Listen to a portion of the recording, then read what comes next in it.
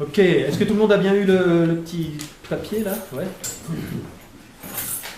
Donc juste un petit mot sur moi pour commencer. Moi je ne suis pas économiste, hein. Je ne suis pas spécialiste de quoi que ce soit. Mon métier au départ c'est metteur en scène et comédien.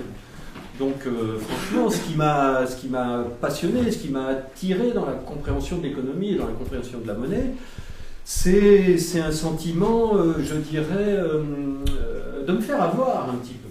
J'ai eu l'impression qu'en 2008, j'ai eu l'impression qu'il y avait des gens qui s'en mettaient plein les poches et j'ai eu envie de me demander et de comprendre un peu comment ils faisaient.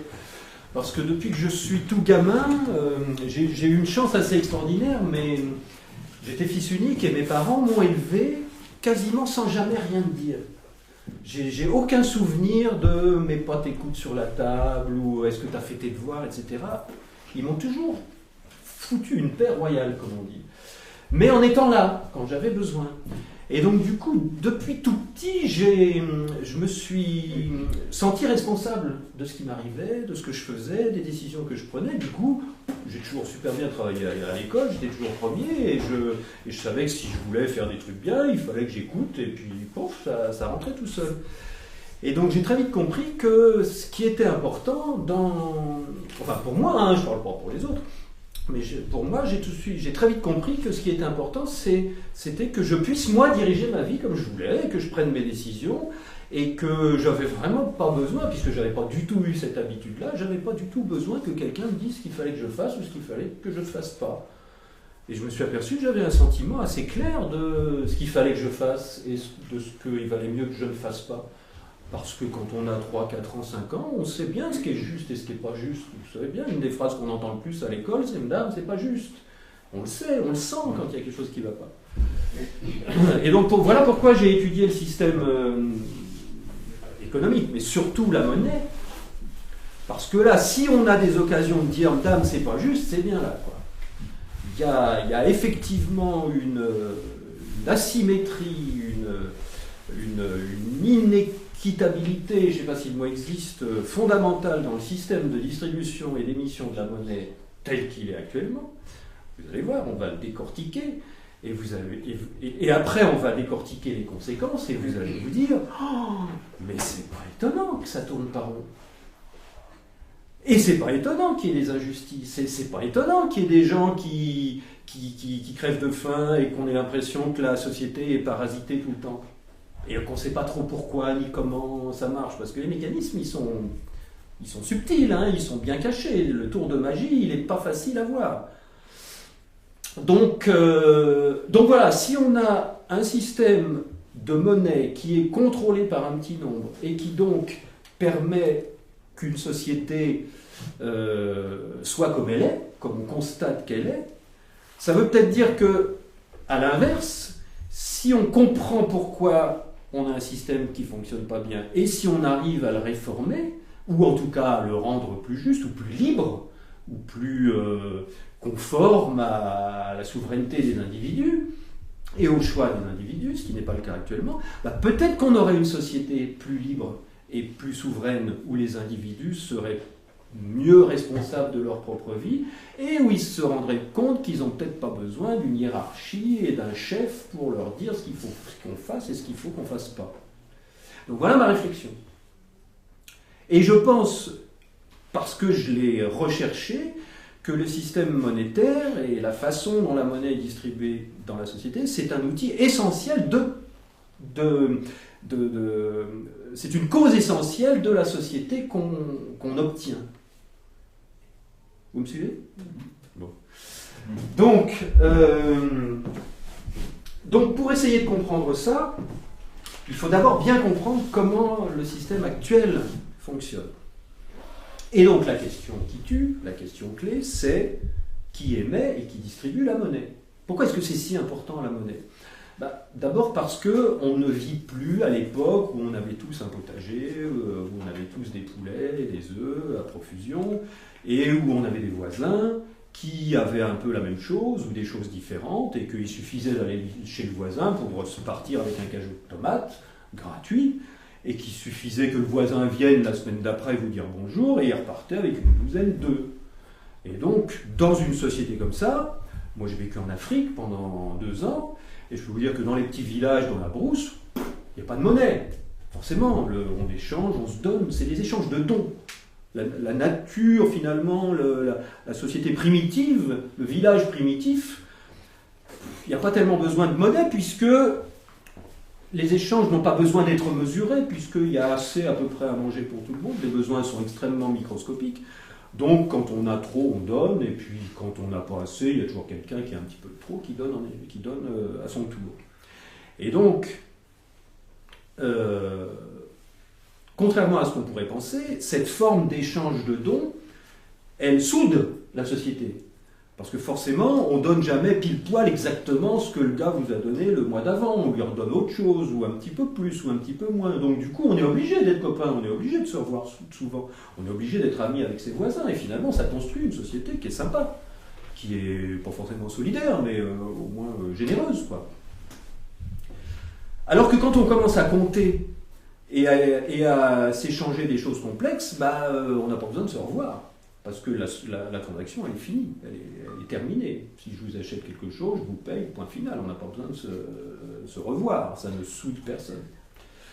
Alors pourquoi est-ce qu'on a besoin absolument de monnaie, ou d'un outil pour mesurer nos échanges, ou d'un bien commun qu'on va considérer comme une monnaie parce qu'on en reçoit et on l'accumule et on en redonne? Parce que nos échanges sont complexes maintenant, on a plein de choses à échanger, on a besoin de plein de choses et on produit plein de choses différentes. Chacun de nous, on a des métiers différents, donc on vend notre travail, nos heures de vie, ou bien on fabrique quelque chose, on est artisan ou commerçant, on achète des choses, on prend une marge dessus. Et donc la quantité des produits, elle est infinie. On a besoin de plein de choses. Donc on ne peut plus s'échanger des œufs contre des tomates, ou même se donner des tomates et des œufs. Donc on a besoin d'une comptabilité mutuelle ou d'un bien pour faire nos échanges. Et si on n'en a pas, qu'est-ce qui se passe? On n'a rien. On crève de faim, on ne peut pas acheter à manger, on ne peut pas avoir d'électricité, on ne peut pas s'acheter un iPhone, etc. Donc du coup, la monnaie, c'est quelque chose d'absolument indispensable dans nos sociétés complexes. Alors il y a des gens qui nous disent la monnaie c'est le vice, il faut supprimer la monnaie. Il y a une école comme ça sur internet, je ne sais pas si vous regardez, c'est Zeitgeist, non c'est pas ça, qui dit voilà, il faut faire une société basée sur les ressources, on distribue les ressources, etc. Et donc on n'a pas besoin de monnaie. Mais bon, peut-être, oui, peut-être dans quelques générations. Mais là, pour l'instant, on produit, on achète, on échange, donc la monnaie, c'est un outil indispensable. Et si on n'en a pas, eh bien, est-ce qu'on peut continuer à vivre? C'est pas facile. C'est pas facile. Et dans les sociétés où on vit, c'est pas facile d'avoir une cabane dans les bois et d'être autonome. Non plus. Bon. Donc, la monnaie est un outil très important et indispensable. Et donc, si la monnaie n'est pas libre, si la monnaie est contrôlée par un centre de pouvoir et qu'elle est distribuée à vous et pas à vous, forcément, on a une société où tout le monde se tire dans les pattes. Et vous allez voir que c'est pire que ça encore. Donc, savez-vous qui émet et distribue la monnaie? Vous avez votre petit papier? Ah mais il faut le sortir. Vous l'avez pas vu? Non, je l'ai dans la poche, mais il faut l'avoir dans les mains devant. C'est pire que la monnaie alors. Vous l'avez pas vu? Donc, alors, dans l'état actuel des choses, qui émet et qui distribue la monnaie? C'est-à-dire qui a ce pouvoir de créer la monnaie? Parce que finalement, les chiffres qu'on a sur nos comptes en banque, d'où ils sortent? C'est ça la question. D'où ils sont nés au départ? Comment ils sont venus à la vie? La Banque centrale. Alors il y a des gens, quand je pose la question comme ça, ils me disent c'est mon employeur qui me paye, donc j'ai de l'argent sur mon compte en banque. Alors on remonte à l'employeur, d'où viennent les chiffres sur le compte de l'employeur? C'est parce qu'il a vendu des choses. Bon, d'accord, il a vendu des choses, donc il a reçu des sous, mais il les a vendus à quelqu'un, à vous. Vous lui avez donné de l'argent. Bon, votre argent, oui, on n'en sort pas, on tourne en rond. Mais il y a une naissance à un moment, il y a plein de monnaie dans la société. Même s'il y a des gens à découvert là parmi nous, mettons que la moyenne elle est de 1000 € chacun sur nos comptes en banque, un petit truc à la caisse d'épargne, on est, je sais pas, on est 50, il y a 50 000 € là dans la salle de monnaie. Ben, d'où elle sort cette monnaie-là? Je ne vous parle pas des biens réels qui nous permettent, que nous pouvons échanger grâce à cet intermédiaire monétaire. Je vous parle de la monnaie, les chiffres sur les comptes en banque, les billets dans les poches. Alors, qui émet ça et qui distribue ça? Alors, est-ce que c'est l'État? Levez la main les gens qui pensent que c'est l'État. Personne. Pendant un temps, on l'a vu, souvent. Il y a eu des époques où l'État frappait monnaie. L'État frappait monnaie. Et l'État, c'est-à-dire le pouvoir finalement, parce qu'il y a eu les princes, les rois, les empereurs, et c'est l'État. La succession de tout ça, c'est le sommet de la pyramide qui prend les décisions pour tout le monde, qu'on appelle maintenant l'État, les politiciens. Et donc, il y a eu des époques où l'État frappait monnaie, ce qui permettait à l'État de payer les gens pour fabriquer des choses pour l'État. Construire des routes, construire des écoles, construire des tanks, payer des armées, payer de la police, etc. Mais non, c'est plus comme ça. Alors, on va voir pourquoi c'est plus comme ça et comment ça s'est fait. Donc la deuxième possibilité du QCM, c'est la Banque centrale. Alors qui pense que c'est la Banque centrale? La Banque centrale européenne en Europe, la Banque fédérale américaine en Amérique, etc.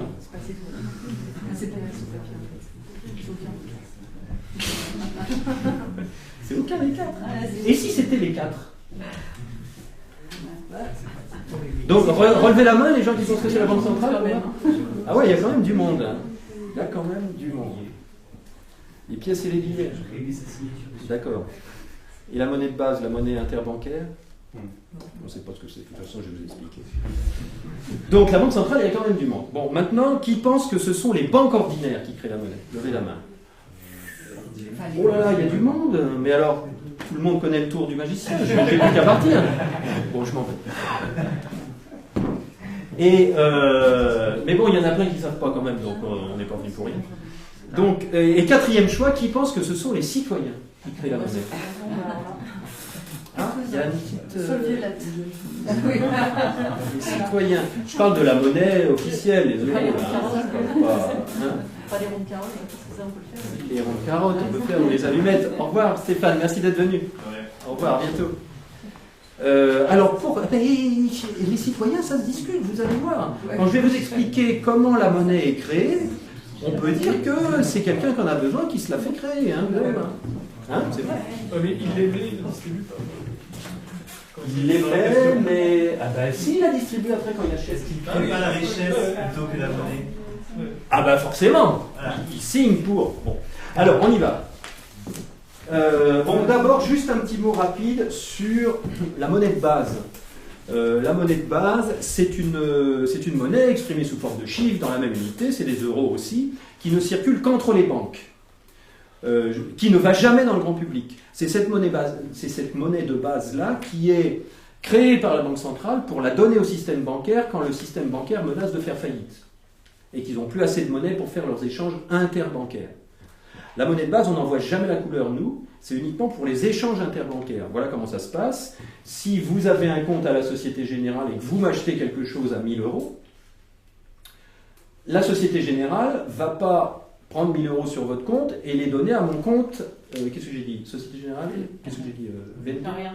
J'ai rien dit. Bon. Vous êtes à la Société Générale, je suis à la BNP, vous m'achetez quelque chose à 1000 €, donc vous me donnez 1000 €. Votre banque, la Société Générale, ne va pas donner 1000 € à la BNP. Pourquoi? Parce que le même jour, il y a plein de gens de la BNP qui ont aussi donné 1000 € à des gens de la Société Générale, ou 1050 €. Par contre, les deux banques se prennent une com au passage. Ils se prennent une com au passage, mais est-ce que un banquier, c'est pas bête, un système bancaire, un secteur bancaire, c'est encore moins bête parce qu'il y a des milliers de cerveaux. Est-ce que vous croyez qu'ils vont faire passer 1000 € de la Société Générale à la BNP et après 1050 € de la BNP à la Société Générale pour 2 transactions avec 4 personnes différentes?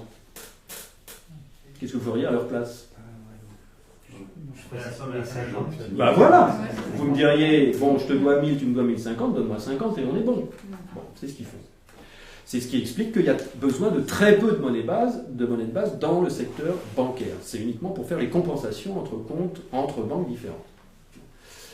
À partir de là, tout le reste de la monnaie, c'est de la monnaie. Il y a de la monnaie bancaire, c'est la monnaie qu'on utilise, nous, pour tous nos échanges quotidiens. Quand on fait un chèque, on utilise de la monnaie bancaire, de la monnaie qui réside sur nos comptes bancaires. Quand on utilise nos cartes de crédit, c'est cette monnaie-là qui circule. Quand on est à découvert, c'est cette monnaie-là qui vient en plus ou en moins sur notre compte. Et quand on tire des pièces et les billets, on peut dire que c'est aussi cette monnaie-là. Parce que si j'ai 1000 € sur mon compte et que je tire 50 € au distributeur, j'ai toujours 1000 €, sauf que j'ai 950 sur mon compte et 50 dans la poche. Mais j'ai toujours 1000 €. Donc on peut dire que les pièces et les billets, ça aussi c'est de la monnaie bancaire, finalement.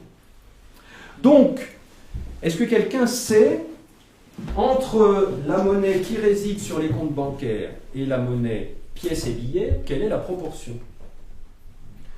Quelle est la proportion entre la monnaie... 17%.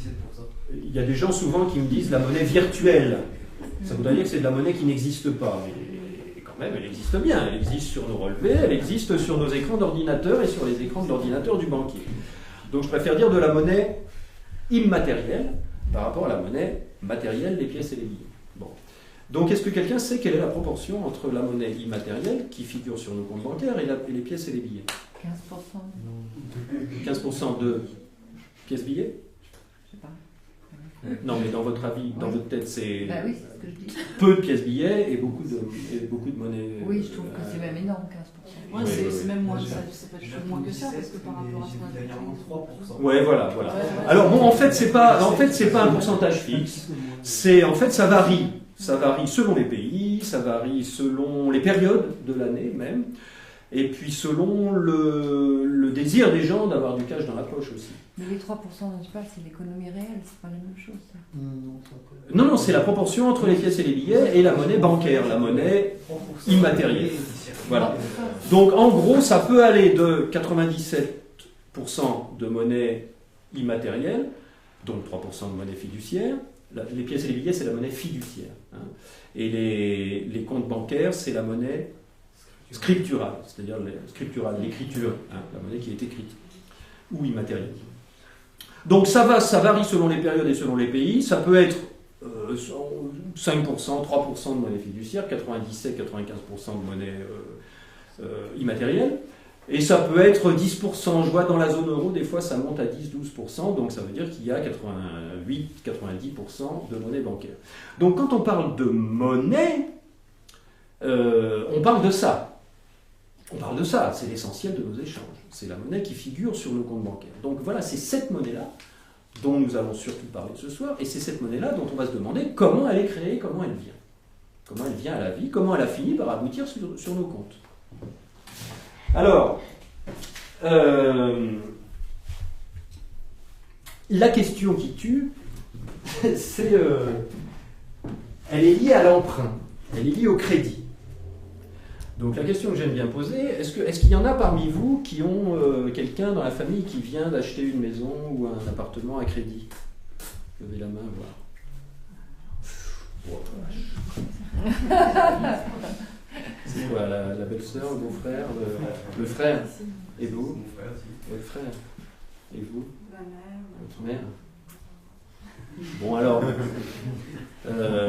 est-ce qu'il y a quelqu'un dans le public, si un jour, qu'à Dieu ne plaise, vous tombez malade gravement, etc., est-ce que vous préféreriez qu'on ne vous en parle pas, ou est-ce que vous préfériez le savoir?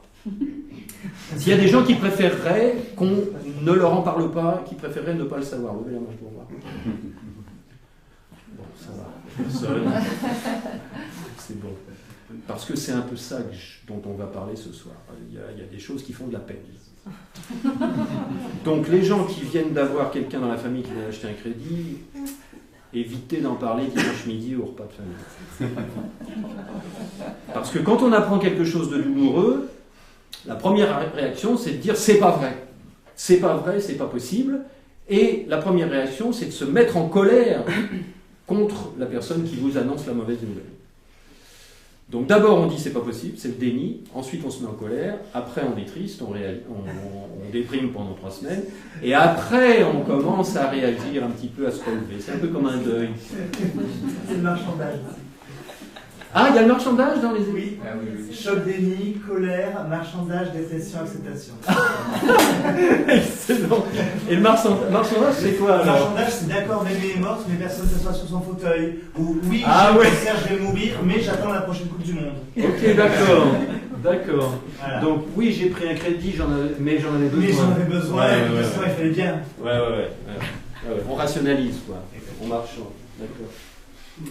Donc, la question qui tue, c'est ça. Quand le frère, ou la belle-sœur, je sais pas, ou maman, bon, ils ont des revenus, hein, pour emprunter, le banquier, il rigole pas. Hein, il vous demande pas si vous êtes riche, puisque de toute façon, vous allez acheter une maison, il va mettre une hypothèque dessus. Donc, si vous ne payez pas, il vous la reprend.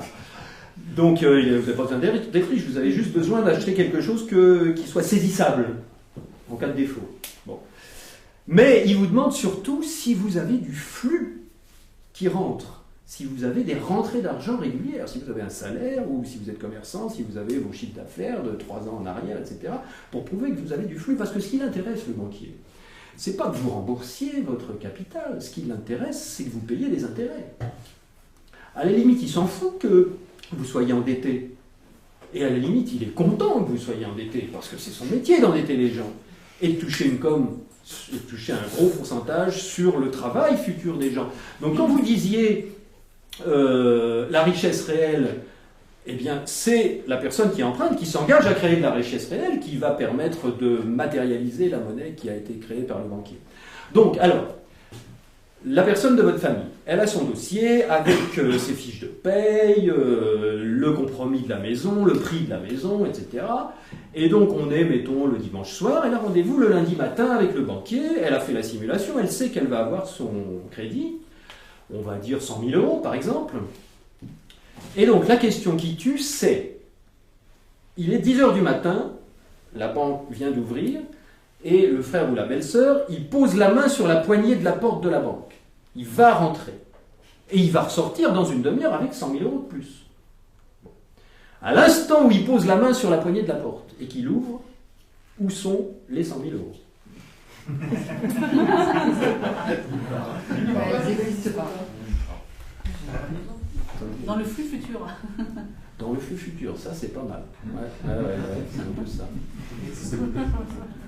Donc les gens qui ne sont pas au courant du tour de magie, là, on ne devrait pas parler entre nous, mais vous allez voir comment ça se passe.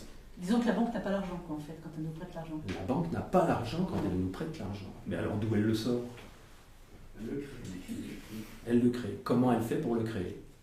Est-ce qu'il y a des comptables dans la salle? Sortez. Personne? Non, justement, non, parce que le comptable comprend vite, parce qu'il sait ce que c'est qu'un actif et un passif, vous allez voir. Vous connaissez un peu la comptabilité? Ouais. Il y a des gens qui connaissent un peu la compta, vous levez la main? Oui, voilà, quand même, un petit peu. Bon. Voilà, bon, vous savez ce que c'est qu'un compte de résultat, vous savez ce que c'est qu'un bilan. Bon, voilà. Donc, un bilan, pour ceux qui n'y connaissent rien en comptabilité, un bilan, c'est pas compliqué, c'est un actif et un passif. Il y a 2 colonnes, c'est très normalisé. Il y a une colonne à gauche, une colonne à droite. À gauche, c'est l'actif, à droite, c'est le passif. L'actif, c'est ce qu'on a, le passif, c'est ce qu'on doit. D'accord? Donc, si vous avez, mettons, vous êtes propriétaire d'une maison qui vaut, potentiellement, si vous la vendez, 150 000 euros. C'est votre actif. Vous avez 150 000 euros à l'actif. Mais si vous devez encore 50 000 euros de crédit, par exemple, c'est quoi? C'est votre actif ou votre passif, le crédit, les 150 000 euros dehors? C'est le passif. Donc vous avez 150 000 la valeur de la maison, et à l'actif, c'est à vous, vous les avez, mais vous avez aussi 50 000 au passif. Donc, quel est votre capital réel? C'est 100 000. Voilà, votre vrai capital, c'est 100 000.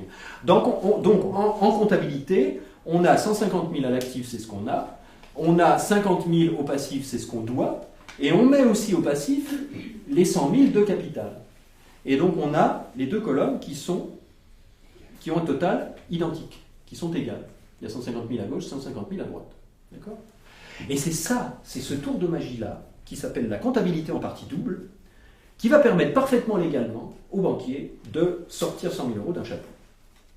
Parce que quand la sœur ou la belle-sœur arrive et s'assoit dans le bureau du banquier, le banquier lui fait signer un accord de prêt.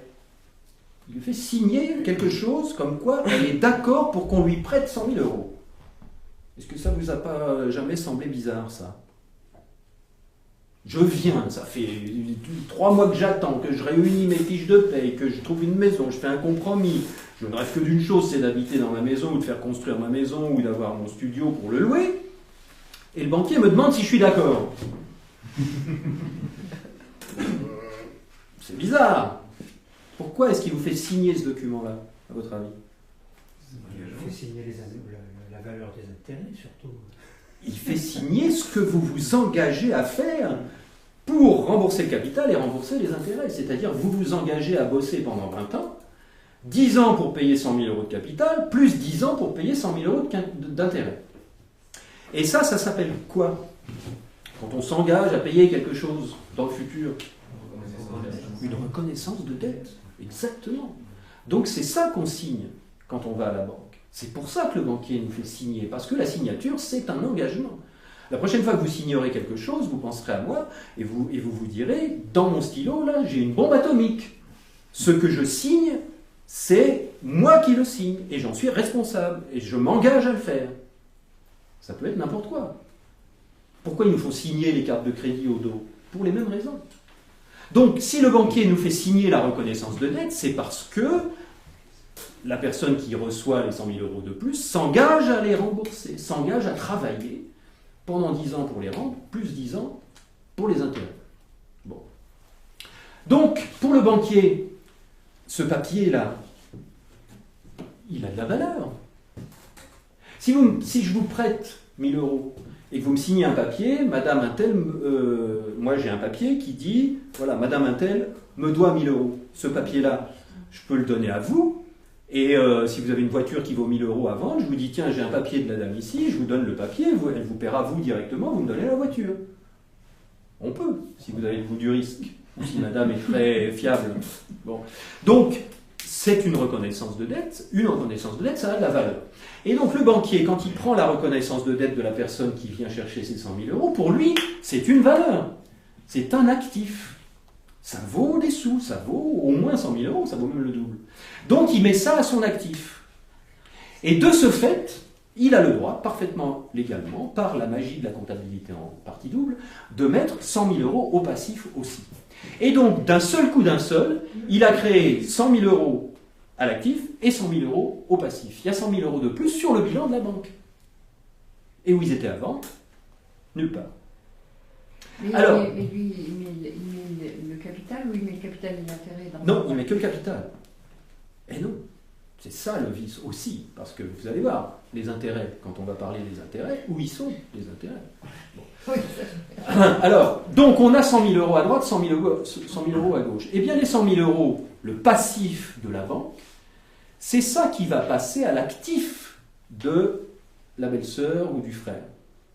Et c'est ce sont ces 100 000 euros-là qui vont venir gonfler le compte de la belle-sœur, de l'emprunteur. C'est-à-dire qu'au moment où elle pose la main sur la porte de la banque et où elle entre, il n'y a pas 100 000 euros, ils n'existent pas. Et au moment où elle ressort, elle regarde son compte en banque, la belle-sœur, et alors qu'elle était à 0 le dimanche, tout d'un coup, le lundi midi, elle est à 100 000. Elle a 100 000 euros de plus qui n'existaient pas avant, que le banquier a créé ex nihilo, c'est du latin, ça veut dire ex à partir de rien, nihil, les nihilistes, il n'y a rien, ex nihilo, c'est extraordinaire. Et donc c'est ce privilège-là que certains qualifient de exorbitant, qui permet au banquier, parfaitement légalement, par cette opération comptable-là, de créer de l'argent à chaque fois que quelqu'un vient en demander, vient en emprunter. Donc on peut dire finalement que la question 4, la réponse 4, pardon, elle n'est pas entièrement fausse.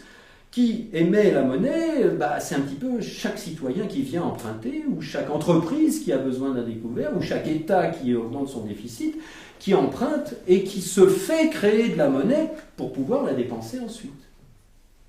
Alors, pourquoi ce phénomène-là, pourquoi cette technique-là, elle est très importante? Eh bien, parce que ça a un effet direct sur l'économie de tout le monde. Alors, suivez-moi bien. On est 50 et on a... Bon, il y en a qui ont moins 1000, il y en a qui ont plus 1000, il y en a qui ont plus 10 000. On fait la moyenne, on prend ce que tout le monde a, on divise par le nombre de personnes, on arrive à un solde moyen de 1000 euros. En moyenne. Disons qu'on a tous 1000 euros de solde sur nos comptes bancaires.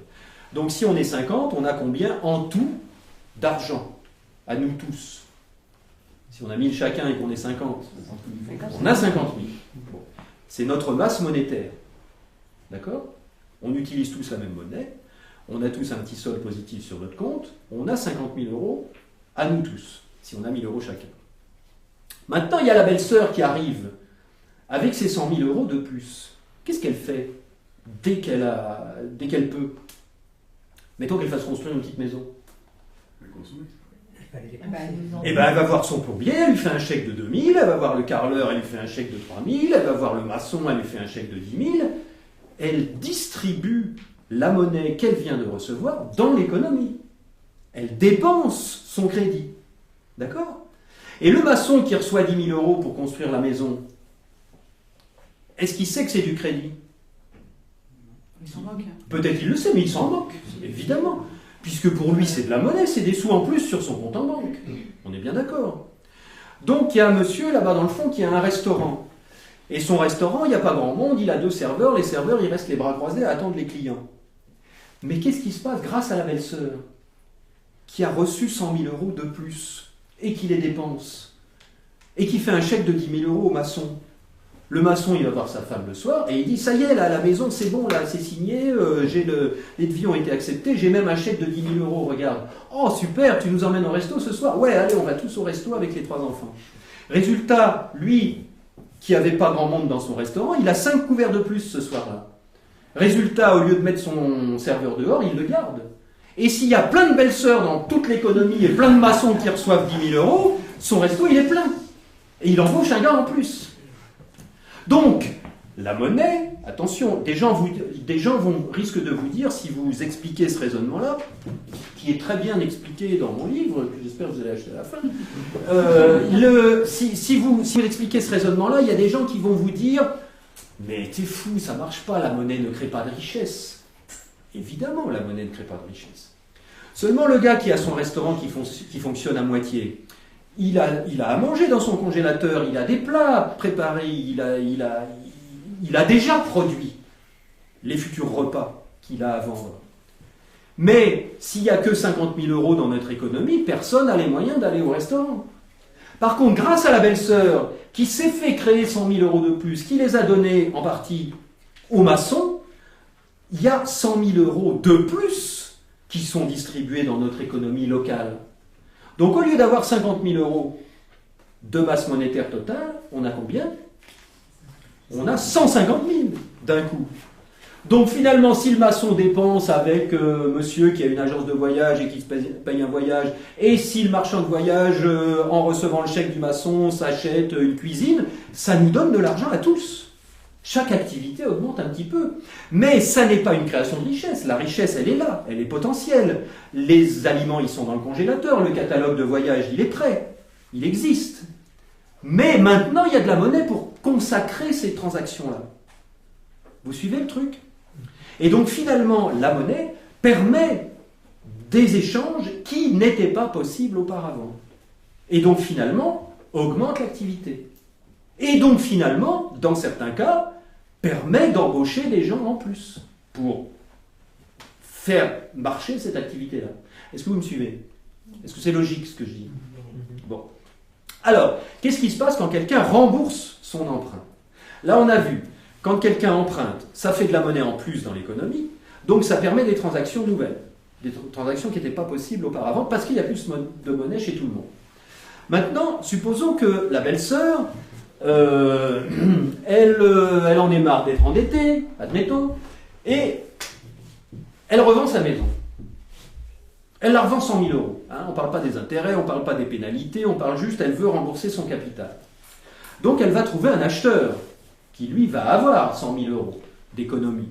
C'est-à-dire que l'acheteur futur de la belle-sœur, il va avoir passé peut-être 5 ans, 10 ans, je ne parle pas d'emprunt, mais vous allez voir que s'il emprunte, ça résout le problème aussi. Mais là, mettons qu'il a économisé petit à petit. Ça veut dire qu'il a gardé pour lui une partie, petit à petit, des parties de la monnaie commune. On est d'accord? Parce que quand on épargne, on prend de la monnaie à tout le monde, finalement. Et on en met deux côtés. On en prend plus qu'on en dépense. C'est ça l'épargne. D'accord? Donc, quelqu'un qui épargne, il a prélevé de la monnaie sur la masse monétaire de tout le monde. Bon. Maintenant, regardez ce qui se passe. C'est l'acheteur de la maison. La belle-sœur, elle vend sa maison. Donc, l'acheteur lui fait un chèque de 100 000 euros. Et elle, la belle-sœur, elle retourne vers le banquier. Elle lui dit, je vous ai emprunté 100 000 euros le mois dernier, j'en ai marre, je vous les rends. Qu'est-ce qui se passe au niveau comptable? Exactement. Il fait ça, il fait zéro. Parce que qu'est-ce qui se passe? Le banquier, il a moins 100 000 à droite, plus 100 000 à gauche. Il a la reconnaissance de dette à gauche, vous vous souvenez? Et il a, à son passif, la monnaie qu'il a distribuée. Et là, la monnaie, elle revient. Donc, il était à moins 100 000, il prend le chèque de plus 100 000, et donc là, il met combien au passif? Il met zéro. Moins 100 000 plus 100 000, ça redevient comme avant. Et la reconnaissance de dette qui valait 100 000 à l'actif, il la déchire. Il n'y en a plus besoin, la dette n'existe plus. Donc, moralité, cette monnaie que l'acheteur de la maison de la belle-sœur avait prélevée petit à petit sur l'économie, elle revient à la banque et elle disparaît. C'est la destruction de monnaie. Alors, pourquoi c'est important tout ça? C'est parce que, si je vous explique tout ça, c'est pour bien comprendre que quand il y a création de monnaie supplémentaire parce que quelqu'un a emprunté, il y a plus de monnaie pour tout le monde. Ça génère de l'activité, ça génère des besoins d'emploi nouveaux. Et quand l'inverse se produit, quand il n'y a plus de création de monnaie, mais quand il y a au contraire destruction de monnaie parce que les gens, au lieu d'emprunter, ils remboursent, c'est le comportement inverse, quand il y a plus de rembourseurs que d'emprunteurs, eh bien il y a de la monnaie qui disparaît et qui retourne au secteur bancaire et qui revient à zéro. Donc résultat, nous, dans notre masse monétaire, il y en a de moins en moins. Non mais c'est bien ce que vous dites, on ne paye plus nos dettes, on ne rembourse plus et tout va bien. On pourrait dire ça, on pourrait dire ça. Et oui, parce qu'on garderait notre monnaie. On fait plein d'emprunts. Et on pourrait, en tout cas, il n'y aurait pas de crash, il n'y aurait pas de crash économique. Tout à fait. Ouais. Alors, ça veut dire que ça nous explique pourquoi il y a des cycles économiques qui ne sont pas du tout des cycles économiques, qui sont des cycles d'augmentation du crédit et de diminution du crédit. La masse monétaire qu'on a entre nous, vous pouvez visualiser ça comme une baignoire à peu près pleine, qui ne se remplit que si des gens empruntent, qui rajoutent de la monnaie. S'il y a plus de monnaie, il y a plus de transactions possibles, il y a plus d'activités, il y a plus d'emplois. Par contre, s'il y a moins d'emprunteurs ou plus du tout d'emprunteurs, les remboursements continuent à détruire de la monnaie. Et la baignoire diminue, le niveau se vide. Et là, il y a moins de monnaie dans l'économie, donc il y a des transactions qui ne peuvent plus se faire, faute de monnaie. Parce qu'il y a moins de monnaie, donc on a moins de monnaie dans nos poches, donc on n'a plus les moyens d'aller au restaurant, donc le restaurateur il a moins de couverts, donc il licencie son serveur.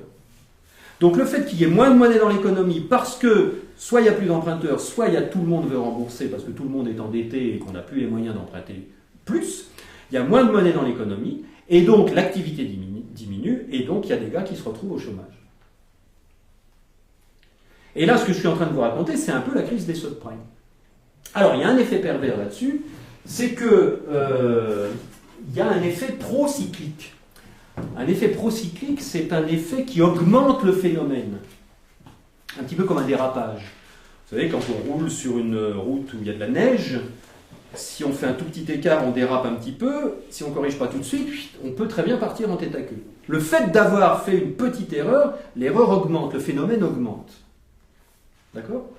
Donc, c'est un peu la même chose quand il y a de la monnaie nouvelle qui arrive dans l'économie.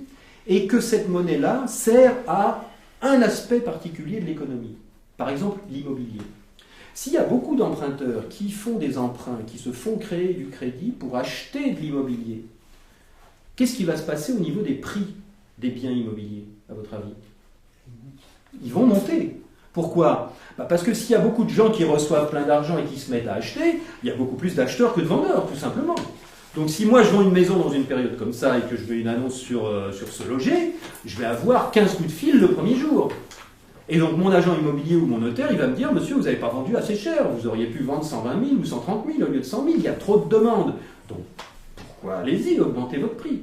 Et donc le fait de créer de la monnaie, d'avoir plein d'emprunteurs qui investissent dans des biens immobiliers va faire monter les biens immobiliers. Et l'effet procyclique, il est là. Écoutez bien, le fait que les prix de l'immobilier augmentent, qu'est-ce qu'il se dit le banquier? Il se dit c'est bon signe. Il se dit même c'est génial, parce que je prends en hypothèque un bien dont la valeur augmente. Donc mon risque diminue. Est-ce que vous suivez le raisonnement?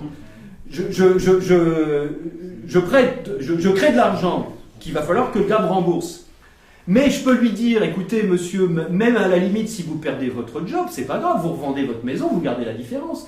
Vous avez pris 100 000 € et votre maison dans un an elle va valoir 120. Donc même si vous êtes pauvre, si vous n'avez pas les moyens de rembourser, vous revendez votre maison, vous avez gagné 20 000 et vous me rendez mes 100 000, c'est merveilleux, la vie est belle. Bon. Donc le fait que l'immobilier augmente incite les créateurs de monnaie à créer de la monnaie et à donner du crédit à tout le monde. Du côté des acheteurs, si vous avez les moyens d'avoir un crédit et d'acheter une maison, vous le faites parce que vous avez la plus-value qui va se réaliser dans 1 an ou dans 2 ans ou dans 5 ans. Tant que ça monte, c'est merveilleux. Et alors la crise des subprimes, c'est que comme il y avait eu beaucoup de créations, comme il y a eu beaucoup de créations monétaires, beaucoup d'attributions de crédit, beaucoup dans la construction, les prix de l'immobilier n'arrêtaient pas de monter. Du coup, tout le monde s'est mis à emprunter. Tout le monde s'est endetté. Et pour continuer, pour ne pas que le marché s'écroule, il fallait tout le temps qu'il y ait des nouveaux acheteurs qui arrivent. Parce que dès qu'il n'y a plus d'acheteurs, s'il y en a qui revendent, aussitôt c'est les vendeurs qui prennent la main. Et les prix redescendent. D'accord? Donc s'il y a des nouveaux acheteurs qui arrivent tout le temps, les prix continuent à monter et tout va bien. La bulle continue à monter. C'est pour ça que les banques et les sociétés de crédit aux États-Unis se sont mis à faire des prêts ninja. Ninja, c'est no income, no job.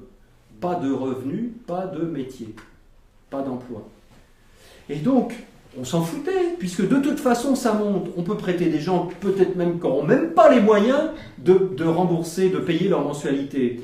Mais on leur décale le début des mensualités d'1 an ou de 2 ans, vous paierez dans 2 ans. Vous commencerez à payer dans 2 ans.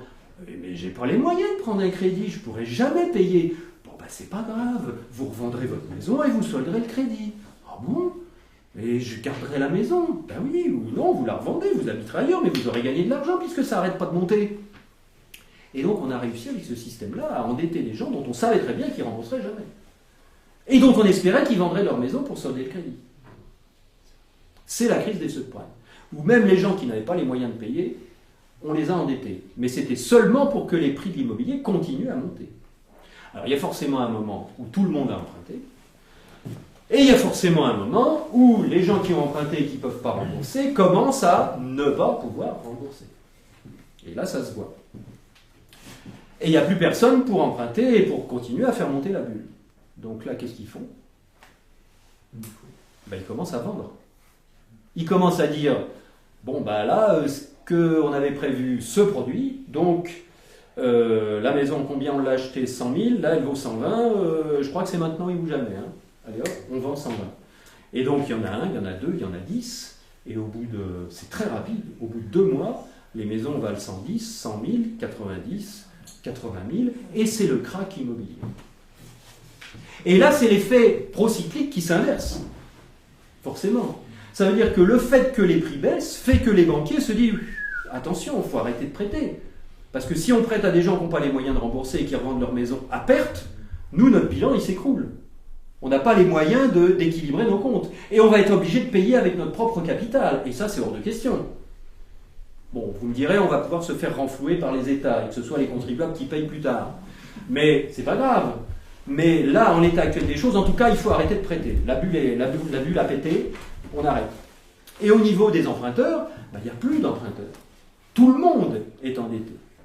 Et donc il y a seulement un désir de se désendetter, de sortir de la situation le plus vite possible, donc de revendre les biens immobiliers, ce qui fait s'écrouler le marché.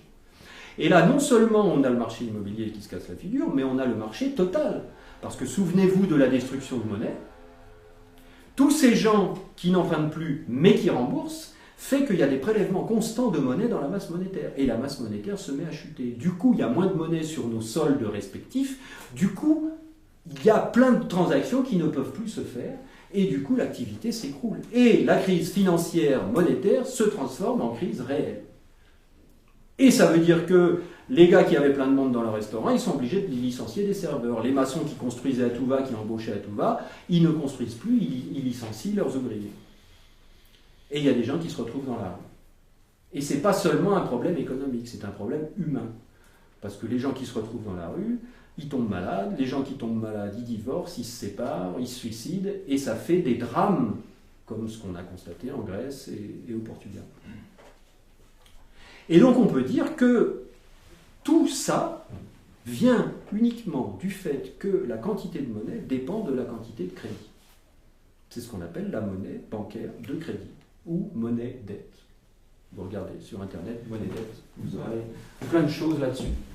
Donc là, on a vu les cycles économiques. Maintenant, au niveau de nos vies personnelles. Ouais, allez, une petite question. Un truc bête, mais bon, il y a effectivement le point de la dette, de la création de dette. Et dans l'exemple que vous venez de prendre, le système de l'offre et de la demande fait que les prix montent. Parce que, certes, il y a plus de demandes, donc on va monter les prix, mais quel est le véritable... Je ne suis pas sûr de saisir vraiment la logique qui est derrière ça, en fait.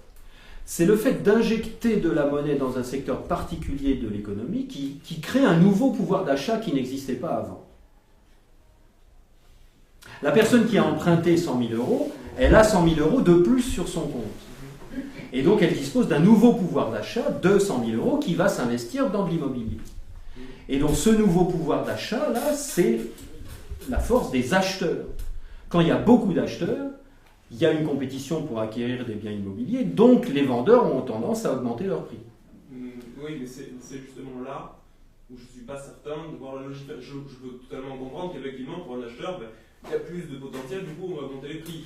Mais le fait est que la valeur réelle, elle ne change pas. Évidemment, non, elle ne change pas. Et ça contribue à... C'est une bulle qui n'a aucun support réel. Aucun support réel. C'est l'histoire des deux mecs qui ont un tableau. Vous connaissez cette histoire? Tu sais? Tu la connais? C'est un gars, il a son meilleur pote, il vient d'acheter un tableau. Et donc il l'invite à boire un coup à la maison. Il dit, oh, regarde mon tableau, t'as vu comme il fait bien dans mon salon et tout. L'autre, un petit peu jaloux quand même, et il dit, ouais, il est bien.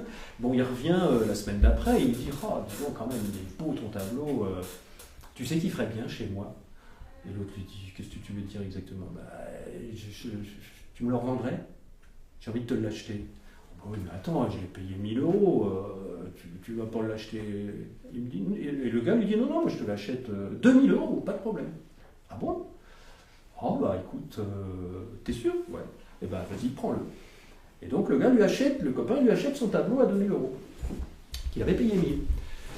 Un mois après, le premier gars vient boire l'apéro chez le deuxième, il va chez lui. Oh, dis donc, c'est mon tableau, hein, oh, dis donc, il fait bien chez toi, hein, c'est vrai, ouais, mais je le regrette, vraiment, je le regrette. Tu veux pas me le revendre? Et le gars lui dit, si tu veux, mais c'est 3 000, hein. Je te préviens, c'est 3 000 maintenant. Il lui dit, pas de problème, moi je te l'achète, je le reprends, je le veux chez moi. Hop, il lui redonne 3 000 euros, il le remet chez lui. Un mois après, le gars revient et lui dit non, écoute, finalement, j'ai réfléchi, tu avais accepté de me le vendre une première fois, moi je le veux, il est mieux chez toi que chez moi, franchement. Il est mieux chez moi que chez toi. Et donc, écoute, je te le rachète, il me plaît beaucoup, je te le rachète 5 000. Et là, le gars, le premier, lui dit non, c'est moi qui l'ai acheté le premier, il est à moi ce tableau, je le veux chez moi, et tout, 5 000, 10 000, tu peux me proposer ce que tu veux, je te le vends plus, c'est fini, on arrête. Et le gars lui dit, mais franchement, t'es con, on gagnait plein de fric tous les deux avec ça. Voilà, c'est ça une bulle. Et qu'il y en a un qui arrête de monter, ça s'écroule. Voilà. Donc, alors qu'est-ce qui se passe au niveau de tout le monde? C'est que, alors attention, parce que cette monnaie-là, c'est la monnaie qui est sur nos comptes bancaires. Toute la monnaie qui est créée par le crédit, parce qu'il n'y a pas que les particuliers qui empruntent, il y a les entreprises, il y a les États, vous allez voir. Donc toute cette monnaie-là, elle réside sur nos comptes bancaires, puisqu'elle a percolé dans l'ensemble de l'économie. C'est le mot technique, percolé, ça veut dire qu'elle est distribuée. Le maçon, il a eu son chèque, il a acheté un truc, finalement, on a tous profité de l'emprunt de la belle-sœur, vous vous souvenez, au début. Donc ça veut dire que collectivement, il y a toujours quelqu'un, quelque part, qui paye un intérêt sur cette monnaie qui circule parmi nous. On est tous endettés collectivement. D'accord? Parce que vous allez me dire, bah oui, mais moi j'ai jamais emprunté, donc j'ai pas d'intérêt à payer. Non, d'accord, vous n'avez pas d'intérêt à payer sur un emprunt personnel que vous n'avez jamais fait. Mais par contre, il y a plein d'autres gens, tout le monde a besoin d'emprunter, puisqu'on a tout le temps besoin de monnaie. Il faut tout le temps qu'il y ait de la monnaie qui arrive, puisqu'il y a de la monnaie qui disparaît quand les emprunteurs remboursent. Et si vous connaissez un petit peu la comptabilité et l'entreprise, vous savez qu'il y a un besoin en fonds de roulement dans toutes les entreprises qui est incompressible. Parce que toutes les entreprises doivent payer des choses au comptant et reçoivent des recettes à 3 mois, à 6 mois, à 1 an. Quand un maçon construit une école, il doit payer ses gars à la fin du mois, les ouvriers. Il doit payer ses ouvriers à la fin du mois, mais il est payé à 6 mois. Donc ce décalage-là de trésorerie, où il le trouve, l'argent? Il est obligé d'aller à la banque. Il est obligé d'emprunter ce décalage de trésorerie qui s'appelle un besoin en fonds de roulement. Et pour ne pas faire faillite, comment il fait le gars? Si c'est un maraîcher, par exemple, qui vend des légumes et il a besoin de payer ses ouvriers agricoles au comptant, alors que ces légumes, il les vend à une grande surface et il est payé à 90 jours. Comment il fait pour financer son décalage de trésorerie? Il emprunte à la banque. Et s'il ne veut pas faire faillite, c'est-à-dire s'il veut pouvoir payer les intérêts, qui sont éternels, parce que tant qu'il existera, tant qu'il fera du chiffre d'affaires, il aura besoin de payer ses gars tous les mois et il touchera ses sous que 90 jours après. Donc, à la limite, plus son chiffre d'affaires augmente, plus son entreprise grossit, plus elle est prospère, plus il a besoin de crédit. Vous comprenez? S'il a un ouvrier, un salaire à payer et qui vend 10 000 euros par mois de légumes, il a un besoin en fonds de roulement de, le salaire 3 000, moins 10 000 euros, 7 000 euros. Son besoin de crédit sur les 90 jours.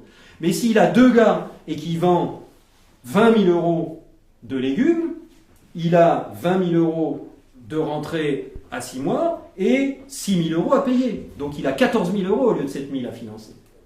Plus il grossit, plus il a besoin de crédit, plus il a besoin de la banque. Et si la banque lui coupe le robinet, il fait faillite instantanément. Donc comment il fait, s'il veut continuer son activité, pour payer les intérêts permanents de cette dette-là qui est obligatoire pour faire du business? Comment il fait? De la cavalerie. Il peut faire de la cavalerie, et, il peut emprunter ailleurs pour payer les intérêts de machin. C'est interdit, on va en prison pour ça, par contre les États le font tout le temps. Mais comment on fait, comment il va faire pour ne pas perdre d'argent? Il est obligé d'augmenter ses prix, évidemment.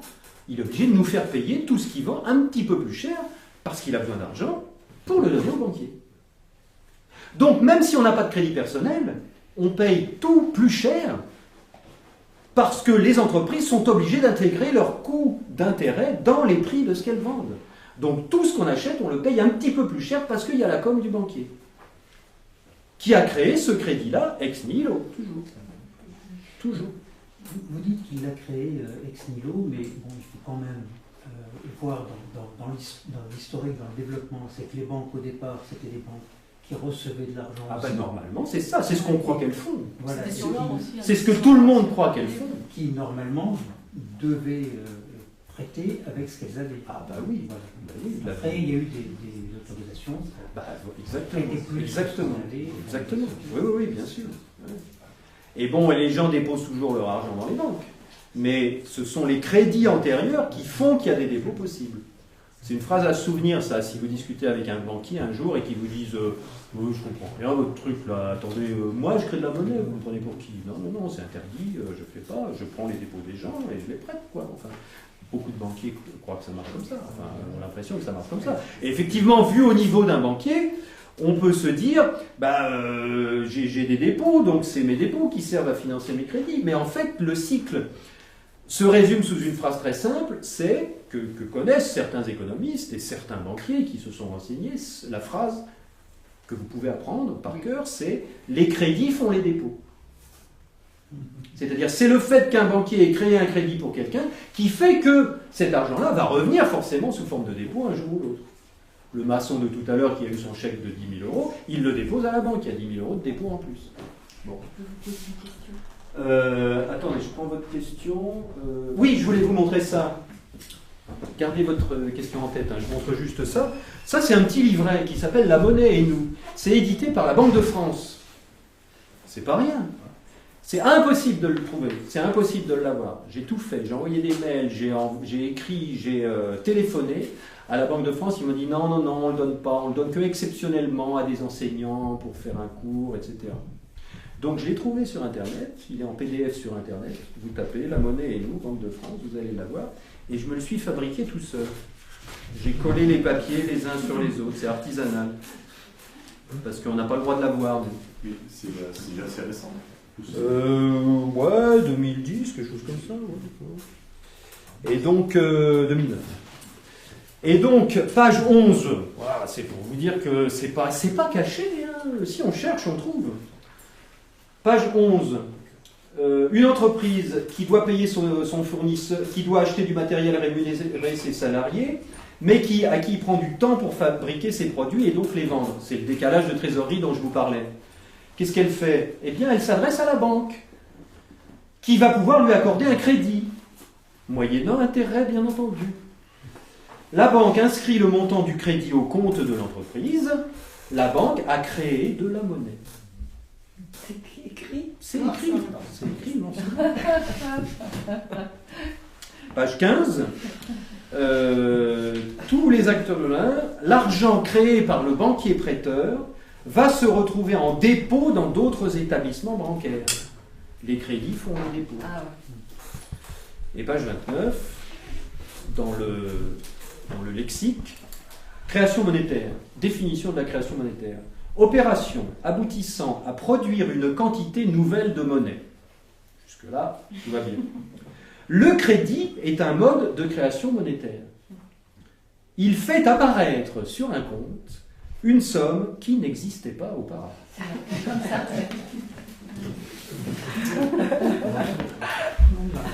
Ah oui. Donc, si vous dites ça à quelqu'un et qu'il vous dit « Oh, t'es un complotiste, la théorie du complot », vous lui dites « C'est pas un complot, regarde, c'est marqué partout ». C'est pas caché du tout. C'est complètement au grand jour. Ce serait pas dans le domaine public? Ça? Ouais. Ce serait bien. Sur Internet? Parce que s'ils ne veulent pas l'imprimer, tu tapes La monnaie et nous, Banque de France. Pour pouvoir vraiment l'imprimer, il faut le faire circuler s'ils ne le font pas. Ah bah oui, pourquoi pas. Je sais pas. Non, c'est copyright 2009. Ah non, les créations de la Banque de France sont pas dans le domaine public. Moi, j'ai toujours... Malheureusement, en France, c'est Banque de France 2009. Et les reproductions à usage éducatif et non commercial sont autorisées en citant la source. C'est un BSNC. À usage éducatif. C'est usage éducatif. Alors maintenant, le système de création monétaire, il est enseigné dans les lycées. Hein. Ça, c'est une fiche EduSchool, Sciences économiques et sociales première ES. Et donc, il y a tout ce que je viens de vous expliquer là. Le rôle de la monnaie, la création monétaire, le bilan bancaire, etc. Par contre, il n'y a pas un mot sur les conséquences de ce système-là. C'est-à-dire l'endettement collectif de tout le monde. Bon. Alors moi, ma petite fille, elle savait en première, elle a 16 ans et elle fait des cours d'économie. Elle m'a dit non, non, non, t'as tout faux. Le prof, il a expliqué que c'était les citoyens en travaillant qui créaient la monnaie. Tiens. Le travail des citoyens. Oui, Non, mais voilà, c'est comme ça qu'on leur apprend. On leur dit pas... Il y a là, vous pouvez regarder ça, moi je l'ai trouvé sur internet et normalement, bon, peut-être après les profs s'en servent pas, hein, mais bon. C'est pas les profs qui l'ont dit. Alors, qu'est-ce que ça a comme conséquence? Bon, déjà. Mais pas question. Déjà. Ah oui, pardon. Vous avez une question?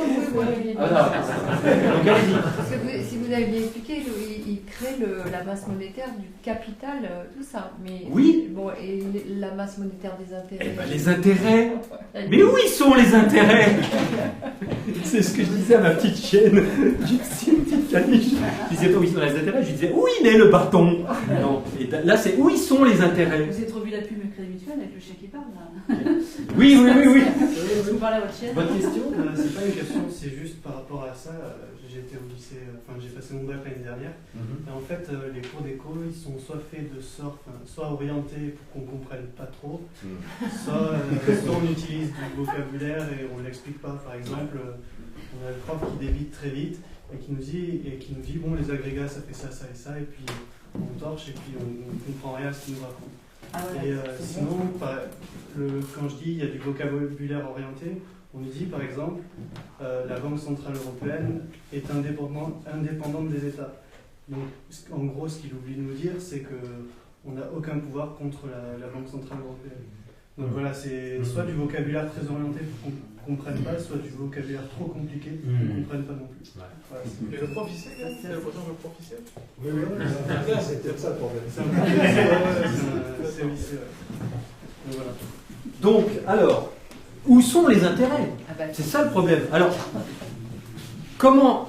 Bon, la belle-sœur, elle, à la limite, les 100 000 euros qu'elle a reçus, elle les a distribués dans l'économie. Donc, ils sont disponibles.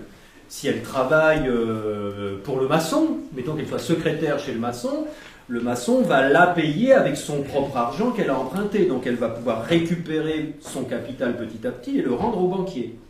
Puisque cette monnaie-là, elle est dans l'économie. Mais la monnaie des intérêts, comment peut-elle arriver dans la masse monétaire? Comment peut-elle arriver dans l'économie, à votre avis? Quelqu'un d'autre qui l'a. Eh bien oui, il y a ça. Il y a deux solutions. Il y a soit la belle-sœur, elle travaille d'abord pour récupérer son capital, et après elle travaille encore plus pour récupérer les intérêts.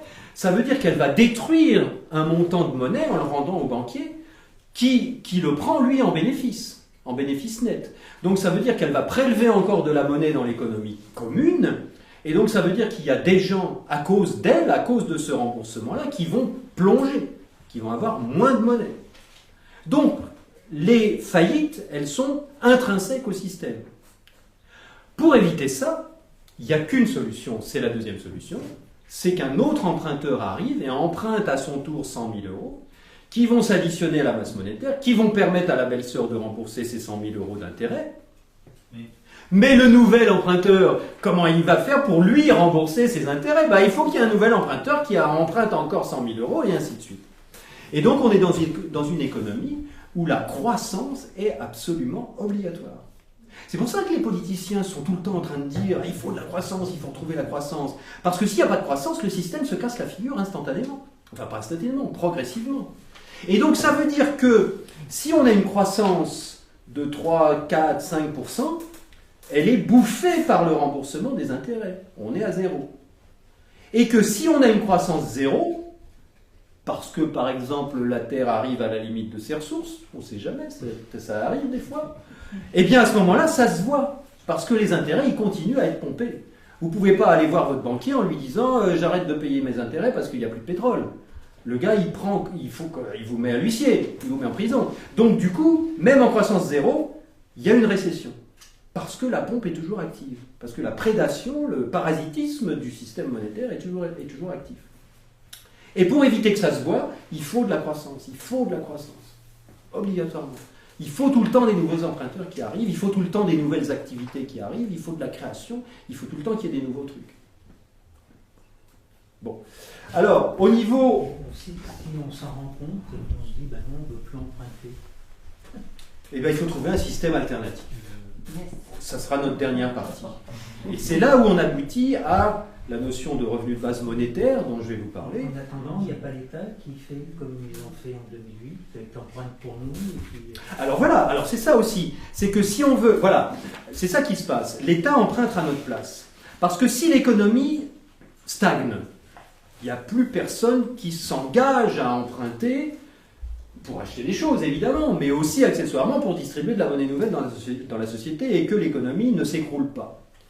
Quand ce phénomène-là se produit et que les particuliers n'empruntent plus, comment ça s'appelle, les agents privés, le secteur privé, les entreprises n'empruntent plus parce que leur activité n'augmente pas, donc leurs besoins de fonds de roulement n'augmentent pas, donc elles restent, elles ne font pas de nouveaux emprunts. Les particuliers non plus ne font pas de nouveaux emprunts. Résultat, il n'y a plus de monnaie nouvelle qui arrive dans l'économie. Par contre, les remboursements continuent à arriver. Mais la baignoire, elle reste au même niveau. Il n'y a plus de croissance. Donc là, qui doit prendre le relais? Quel est le seul secteur qui reste, qui ait encore une capacité d'emprunt? Les États. Le secteur public. Parce que le secteur public, il a toujours une capacité d'emprunt, parce qu'il a sa population. Et ses contribuables.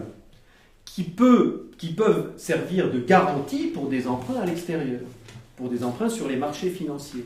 Et les marchés financiers vont prêter à l'État parce qu'ils savent très bien que l'État peut faire payer des impôts aux contribuables et que ces impôts vont servir à payer les intérêts. Le principe, c'est ça. Je vous ai dit que je n'ai pas des bonnes nouvelles. Donc, en fait, c'est le pouvoir de coercition fiscale de l'État qui permet de donner en garantie une population tout entière au secteur bancaire, de manière à injecter de la monnaie pour pas que l'économie s'écroule, et d'engager pour nous des emprunts qui vont être rémunérés par un intérêt.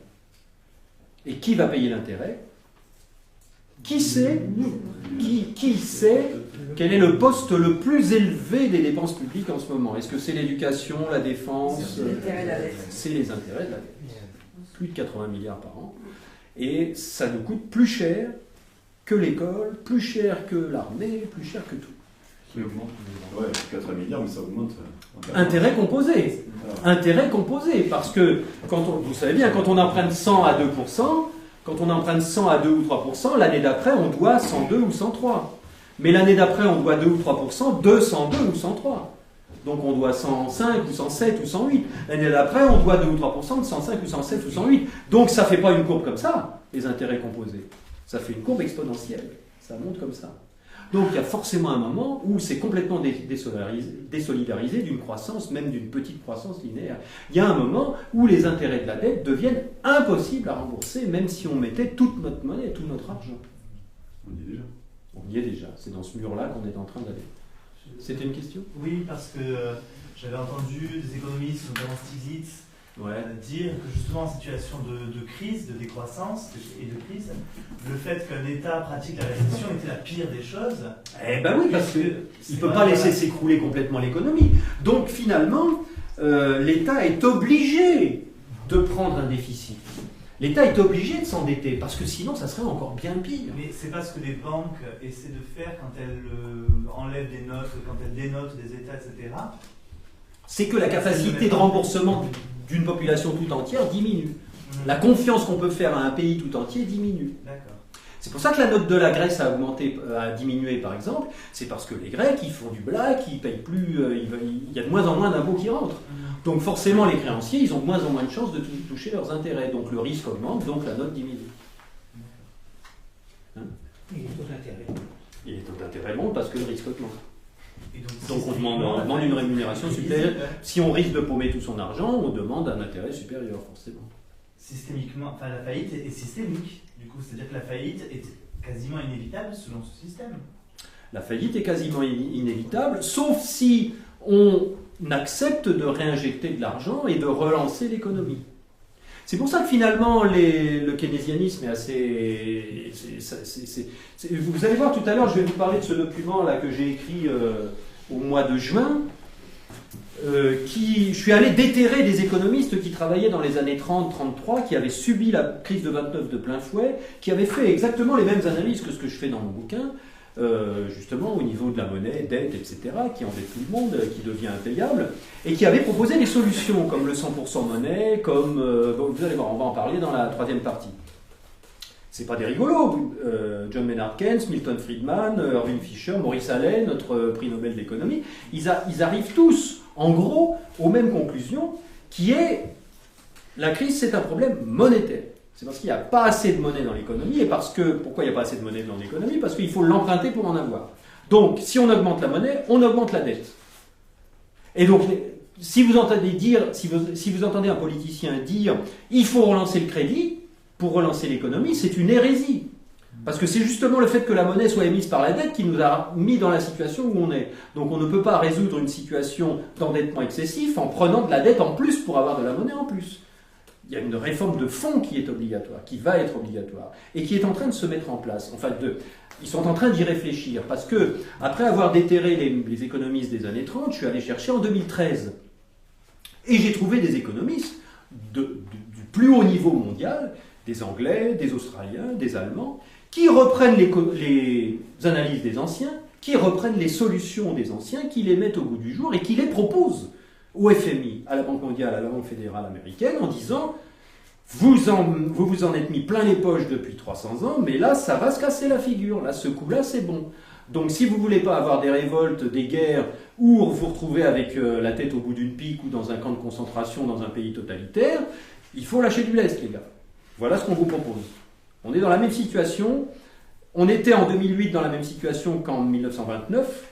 Donc on est en 2013 dans la même situation qu'en 1933. En gros. Et ils ont un peu les chocottes de ça. Même au niveau, même au plus haut niveau de... Voilà. Et en 1933, c'est l'année où Hitler a eu je ne sais plus combien et où il s'est fait élire tout à fait démocratiquement. C'est comme ce qui se passe avec l'Europe actuellement. Voilà. Donc voilà, ça je vous en parlerai, ça s'appelle le manifeste des économistes déterrés. Parce qu'il y a eu le manifeste des économistes atterrés il y a quelques années. Donc voilà, je fais ça. Donc, croissance obligatoire. Donc du coup, nous, comme il n'y a jamais assez de monnaie dans l'économie, si plus personne n'emprunte et que la masse monétaire diminue, nous, comment on fait pour payer nos emprunts, pour payer nos impôts, pour payer notre électricité, pour payer tous nos besoins, etc. Eh bien, il faut qu'on se pique de l'argent les uns les autres. C'est ce qui explique que même en famille, quand il y a des histoires de pognon, on s'engueule. Ça rigole plus, on ne se fait pas de cadeaux. Parce qu'il n'y en a pas assez, parce qu'on est obligé de se battre pour avoir toujours un petit peu de monnaie, alors qu'il n'y en a jamais assez pour tout le monde. C'est là où on se rapproche du revenu de base, vous allez voir de quelle façon. Donc on est dans une société où on est, finalement, on est obligé d'avoir des comportements de concurrence et de compétition permanente, parce que sinon on ne s'en sort pas. Et les entreprises sont dans le même cas. Parce que s'ils ne vont pas chercher le moins cher possible, là où il y a les salaires les moins chers possibles, s'ils n'acceptent pas de fabriquer des trucs de mauvaise qualité en quantité industrielle pour réduire leurs coûts unitaires, eh ben ils ne s'en sortent pas.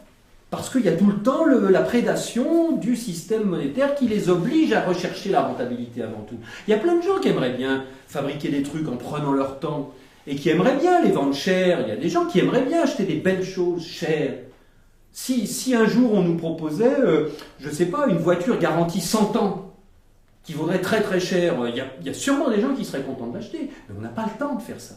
On a de la rentabilité immédiate à faire d'abord, tout de suite. Parce qu'on a un système qui est comme ça. Alors évidemment, si on y réfléchit, les gens qui n'ont pas assez d'argent, qui sont à découvert le 15 du mois, est-ce qu'ils ont tendance à s'enrichir ou à s'appauvrir? Dans un système comme ça, plus t'es pauvre, plus t'es pauvre. Et les gens qui ont des dépôts à la banque, le banquier, qu'est-ce qu'il leur dit? Il leur dit, bah écoutez, là j'ai des pauvres qui me donnent 20% d'intérêt sur leur découvert, je vais vous donner 2% sur vos dépôts. Hein? Donc, moralité, les gens qui ont des dépôts un peu à la banque ou à la caisse d'épargne, etc., ils touchent des intérêts. Donc, quand on a un petit peu trop d'argent et qu'on les a mis de côté, on en gagne un petit peu plus. C'est-à-dire, quand on est un petit peu au-dessus de la moyenne, on va dire entre guillemets riche, est-ce qu'on a plutôt tendance à s'appauvrir ou à s'enrichir? On a plutôt tendance à s'appauvrir. Ah, s'enrichir, pardon. Donc, par le simple jeu du système bancaire de création de monnaie par la dette, moins on a d'argent, plus on s'appauvrit, plus on a d'argent, plus on s'enrichit. Donc il ne faut pas s'étonner qu'on est dans une société où il y ait de moins en moins de classes intermédiaires, de plus en plus de pauvres ruinés, et un petit noyau de riches qui s'enrichit de plus en plus. Je ne sais pas si vous avez vu la vidéo, une vidéo américaine, où on pose aux gens dans la rue la question suivante: à votre avis, s'il y avait une répartition de richesses juste, à peu près équitable entre les plus pauvres et les plus riches, quel devrait être le rapport? Les gens répondent aux États-Unis de 1 à 10, à peu près.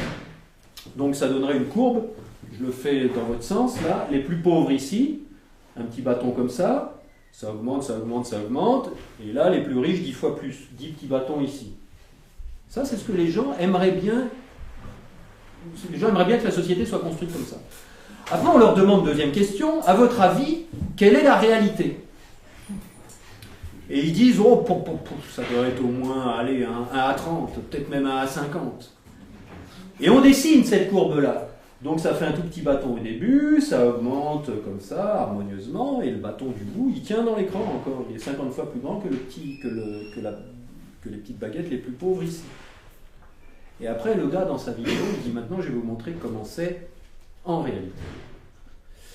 Et les petits bâtons des plus pauvres, on ne les voit pas.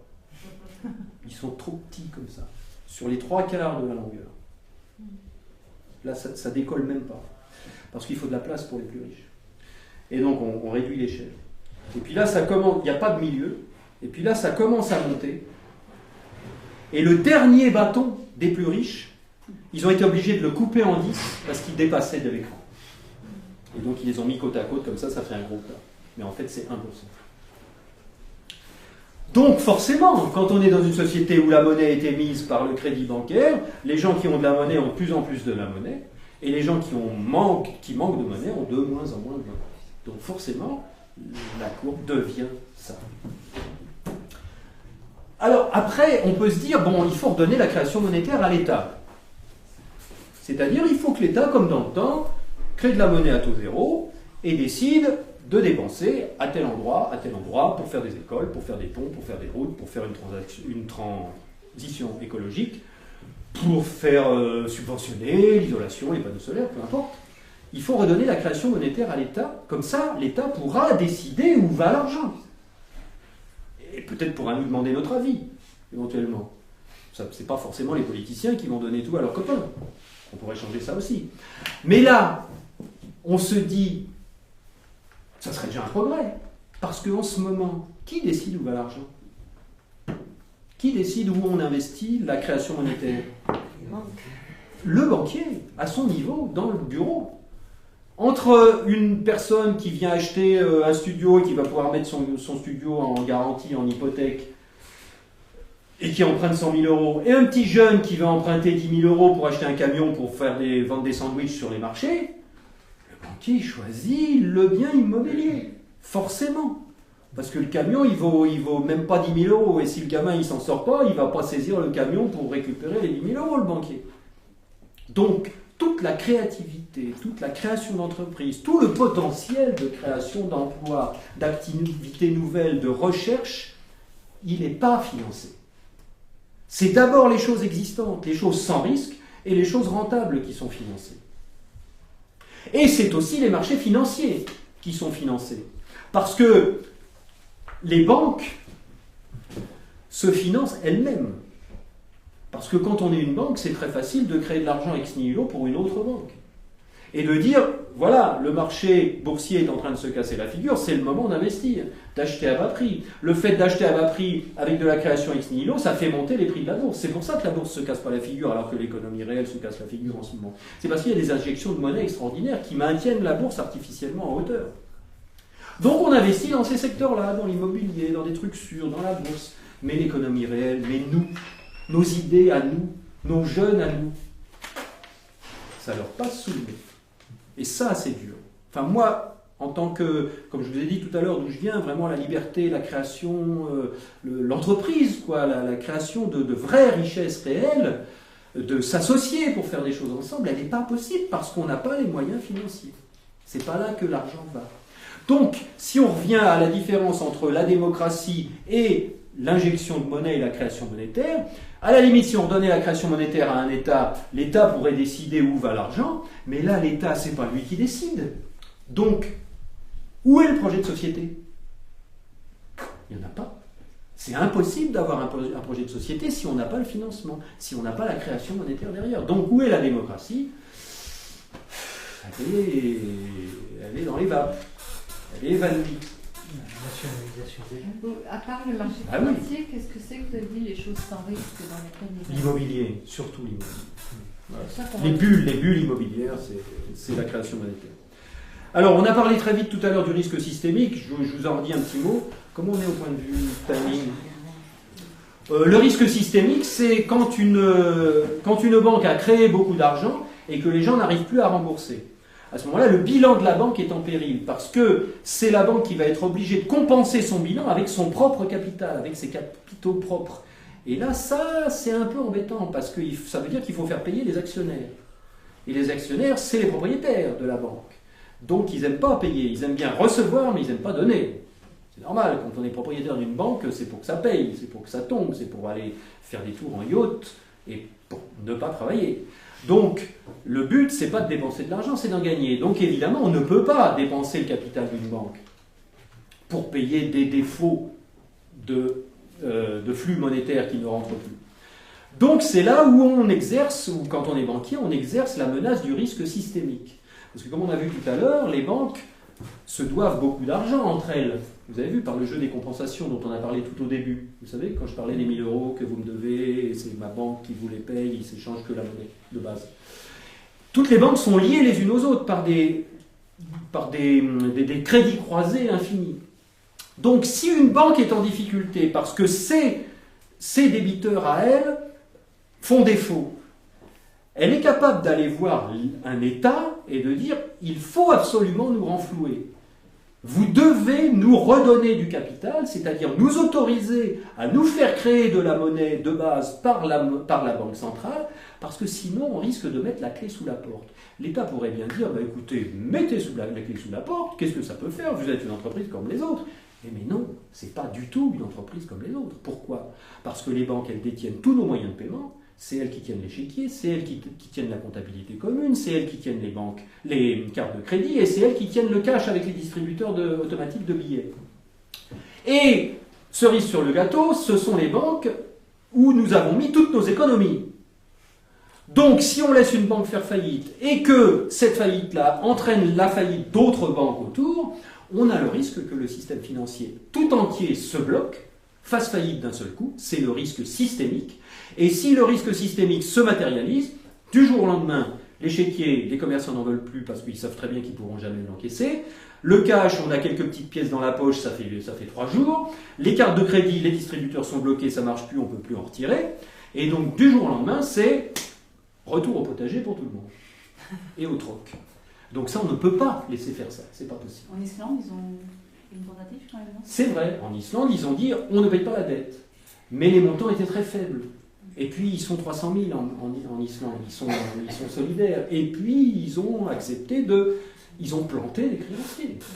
Mais là, pour nous, c'est très difficile, parce que là, il y a peut-être des gens qui sont à découvert, mais il y a beaucoup de créanciers aussi. Il y a beaucoup de gens qui ont des livrets de caisse d'épargne, il y a beaucoup de gens qui ont des obligations d'État. Et les obligations d'État, c'est ça. C'est ça, c'est des investissements qui sont rémunérés par des intérêts. C'est de la monnaie. Donc on est tous, si nos économies disparaissent, on ne peut pas laisser faire ça en même temps. Donc le risque systémique, c'est quelque chose d'extrêmement grave, d'extrêmement dangereux. Il est 40, donc ça va, ça fait temps. Ah ben c'est super. Bon. Alors le plus grave, le plus grave, c'est pas ça. On n'a pas vu, on n'a rien vu on n'a pas vu le plus grave encore. Parce que c'est génial, quand on est banquier, de prêter 100 000 € à une belle sœur. Déjà, on gagne 100 000 sur 20 ans, avec un coup de... C'est pas un coup de crayon, c'est un coup de clavier. Hein. Dans mon livre, vous verrez, j'ai chronométré le temps qu'il faut pour taper 100 000 € sur un clavier. Il faut 6 dixièmes de seconde pour taper 100 000. C'est le travail du banquier, quand il crée un prêt de 100 000 €. Et par contre, pour créer 1 million d'euros, c'est plus long, il y a 8 dixièmes de seconde. C'est plus de travail.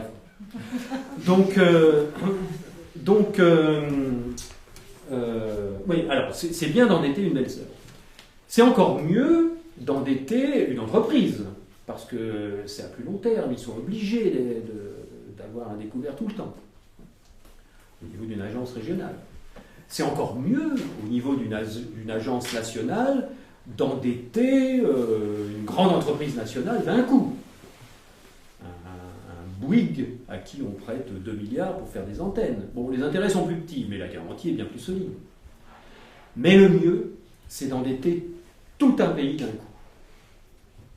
Et là, il y a un truc fantastique qui permet d'endetter un pays, c'est-à-dire de l'asservir complètement, de manière à pouvoir acquérir des ressources à un prix très inférieur à la réalité. Le but profond, c'est ça. Alors, je vous explique le mécanisme. Au top du secteur bancaire, il y a le FMI, le Fonds monétaire international, et la Banque mondiale. Le FMI, c'est un organisme qui regroupe des dépôts de différents États qui ont mis quelques sommes d'argent en dépôt, de manière à pouvoir donner un début de garantie à la Banque mondiale, qui est une banque, et qui a donc la possibilité de créer de la monnaie par la comptabilité en partie double qu'on a vue tout à l'heure. Une possibilité de créer de la monnaie d'une manière colossale. C'est une question ? Oui, c'est quoi la devise dans laquelle elle crée la Banque mondiale ? Des dollars. Bah oui, évidemment. Ah oui, vous allez voir pourquoi. Donc, le principe, c'est de repérer des pays où il y a des ressources dont on a besoin. C'est la base. Du pétrole, de l'uranium, enfin bon, tout ce qu'il nous faut pour avoir le niveau de vie qu'on a. Et donc, d'envoyer des émissaires, des banquiers, des économistes dans ces pays-là pour d'abord, et des entreprises d'évaluation des ressources, de recherche, pour évaluer la qualité des ressources, les gisements de gaz, les gisements de pétrole, d'uranium, etc. Et quand un pays possède des ressources comme ça, on envoie des gens pour dire aux responsables de ces pays-là: est-ce que vous savez que vous avez des ressources extraordinaires dans votre sous-sol ? Est-ce que vous êtes au courant ? Est-ce que vous avez l'intention de vous en servir pour vous ou pas ? Parce que vous savez, nous, on en a besoin, hein, on serait prêt à vous les acheter. Votre uranium, votre pétrole, votre gaz, tout ça, ça nous intéresse beaucoup. Parce qu'on a des gros besoins, on a des grosses voitures, on a des grosses maisons avec besoin de beaucoup d'électricité. Et donc les responsables de ces pays-là, qui sont déjà assez riches, parce qu'il y a toutes les aides qui se mettent dans les poches, les responsables de ces pays-là disent, je sais pas, oui, ça serait une bonne idée peut-être d'enrichir nos pays avec nos ressources, si vous nous les achetez, c'est vachement bien, oui, on pourrait déjà nous continuer à s'en mettre plein les poches, et puis peut-être que nos populations seraient moins pauvres. Donc, mais le problème c'est que déjà on n'a pas un rond, et deuxièmement, on n'y connaît rien, nous, dans vos trucs là, l'uranium, on ne sait pas comment l'extraire, et comment on l'amène... le pétrole aux pétroliers là-bas, il faut faire des routes, des autoroutes, des pipelines, on ne sait pas le faire. Alors, il n'y a pas de problème. Nous, on peut éventuellement vous aider. Alors, on vous propose ceci. On va vous prêter de l'argent, des milliards de dollars, pour construire vos infrastructures, pour construire des usines, pour construire des ports, pour construire des autoroutes, pour construire des mines, etc., pour exploiter votre sous-sol. On va vous prêter des milliards de dollars et vous allez comme ça pouvoir faire créer tout ça. Seulement le problème, c'est que vous avez le savoir-faire pour tout ça, vous avez des entreprises pour faire tout ça. Ben non, on vous a dit, on n'a rien. Bon, on a juste notre richesse potentielle, mais on n'a pas les moyens de la mettre en valeur. Bon, d'accord. Eh bien écoutez, nous, on va vous arranger ça aux petits oignons. Parce qu'on a une grosse entreprise là qui s'appelle Areva, qui est spécialisée dans ça, dans l'extraction et la production d'électricité. On a, si c'est des Américains, on a, comment ça s'appelle Halliburton, le Bouygues américain, hein, c'est ça. C'est mettre des pompes. C'est mettre des pompes, c'est le Bouygues américain. Les pompes. Ah, les pompes, d'accord. Ah, je croyais que c'était le bâtiment. Donc on a Halliburton. Et puis, il va falloir sécuriser tout ça aussi. Il va falloir des tanks, des avions, etc. Donc, on a un gars qui s'appelle Dassault, là, qui fabrique des trucs super. Donc, on va pouvoir vous vendre tout ça, puisque vous allez avoir plein d'argent qu'on va vous prêter. C'est génial. Et donc ça se passe comme ça. Le contrat de prêt, il prend en garantie les ressources futures que le pays va pouvoir vendre pour rembourser son prêt et les intérêts. Et il est assorti d'une clause qui dit « Nous allons vous fournir, en plus du prêt, les services pour fabriquer les usines, les ponts, les routes, etc. et vous permettre d'exploiter vos ressources. » Alors, du point de vue du pays, c'est une bonne affaire finalement. On a de l'argent qu'on nous prête, on va construire des usines et tout, et après on va gagner plein d'argent parce qu'on va leur vendre nos ressources. À première vue, c'est génial le deal. Et du point de vue d'un pays occidental, d'un pays riche, qu'est-ce qui se passe au strict point de vue monétaire? On a vu tout à l'heure que pour avoir de l'activité, pour avoir de l'emploi, le meilleur moyen c'était d'avoir de la monnaie en plus. Mais pour avoir de la monnaie en plus, comment devons-nous faire dans le système actuel? Emprunter. Il faut que quelqu'un l'emprunte. Soit les particuliers, soit les entreprises, soit l'État. Et le problème, c'est qu'une fois qu'on a emprunté de l'argent et qu'on l'a injecté dans l'économie, certes, l'activité peut augmenter, mais après, il faut le rembourser et rembourser les intérêts. Donc, il faut tout le temps qu'on emprunte, on est dans une roulette comme des cobayes. Alors que là, quand on envoie des tanks ou des avions de chasse dans un pays pauvre, quand on envoie des gars travailler pour construire une usine, des ponts, des pompes ou des autoroutes, du point de vue de nous, du point de vue des pays riches, c'est quoi? Au point de vue commercial. C'est de l'argent. Non, mais l'activité qui va à l'étranger, c'est de l'exportation. Et quel est l'intérêt de l'exportation? C'est que quand le pays étranger nous paye, il nous paye avec de la monnaie. D'accord? Donc, c'est du nouveau chiffre d'affaires qui arrive dans notre économie locale, dans le pays riche. L'argent qu'on leur a prêté, ils le redépensent chez nous. On envoie des gars travailler, on envoie des tanks, on envoie des avions de chasse, on exporte des biens et des services, on exporte des produits. Et le paiement en retour de la monnaie qui revient, c'est la monnaie qu'on leur a prêtée, d'accord, mais c'est de la monnaie qui revient dans notre économie, qui fait tourner nos entreprises, au niveau de nos pays, au niveau local. Quand Dassault vend un avion, l'argent revient en France, d'accord, et permet de payer les gars qui bossent chez Dassault, qui dépensent leur argent chez tout le monde. Du coup, il y a de la monnaie en plus dans notre économie. Mais qui paye la dette? Qui a pris un crédit pour que cette monnaie-là nous revienne? Est-ce que c'est nous? Non. Eh bien non, c'est pas nous, c'est les pauvres. Donc, d'un point de vue strictement monétaire, on se retrouve avec de la monnaie supplémentaire dans notre économie, de la monnaie libre de dette. Comme si elle avait été mise à taux zéro par l'État. Ou comme si elle avait été distribuée à tous les citoyens sous forme de revenus de base. D'accord? Et qui paye la dette? Les pauvres. Les pays du tiers-monde. Donc c'est tout bénéfice pour les pays riches, c'est tout perte pour les pays du tiers-monde. Quand on en est là, eux, ils nous ont payé ce qu'on leur a vendu avec l'argent qu'on a créé pour eux. Vous suivez mes trucs? C'est compliqué. Donc nous, on a plein de sous en plus. Eux, ils sont toujours endettés. Il faut qu'ils nous le rendent toujours, l'argent. Parce qu'ils ont acheté des trucs avec, donc ils l'ont plus. Donc il faut toujours qu'ils le remboursent. Et les intérêts, il faut qu'ils les remboursent aussi. Donc ils sont encore bien plus pauvres qu'avant. Et donc comment ils vont faire pour rembourser tout ça? Ils ne peuvent pas. Ils ne peuvent pas. Comment vous allez faire? Vous avez tout dépensé, vous n'avez plus de sous. Et nous, on vous envoie les huissiers, là, on vous envoie le FMI, il va falloir faire des économies là, sur vos dépenses et tout, attention, ça rigole pas, nous, les créanciers. Donc, comment vous allez faire pour nous payer? Bon, bah écoutez, vous nous devez 20 milliards d'intérêts, bon, on va vous reprêter 20 milliards. Et puis vous paierez les intérêts avec les 20 milliards qu'on vous reprête, donc vous serez éternellement endetté. Alors vous avez une solution, c'est que, au lieu de nous vendre votre pétrole ou votre uranium, vous allez nous le donner. Puis on dira que vous nous avez remboursé la dette. Et c'est comme ça qu'on a des ressources beaucoup moins chères que le prix qu'elles valent réellement. Et c'est pour ça que certains pays, entre autres de l'Afrique du Nord ou du Moyen-Orient, cherchent à tout prix à échapper à ce système-là en créant leur propre monnaie. Des monnaies nationales ou régionales. Et je me suis laissé dire que le père Kadhafi, quand il s'est fait descendre, il devait avoir rendez-vous avec Strauss-Kahn et Merkel parce qu'il avait un projet de monnaie or dinar pour l'Afrique. Mais je ne sais pas si c'est vrai.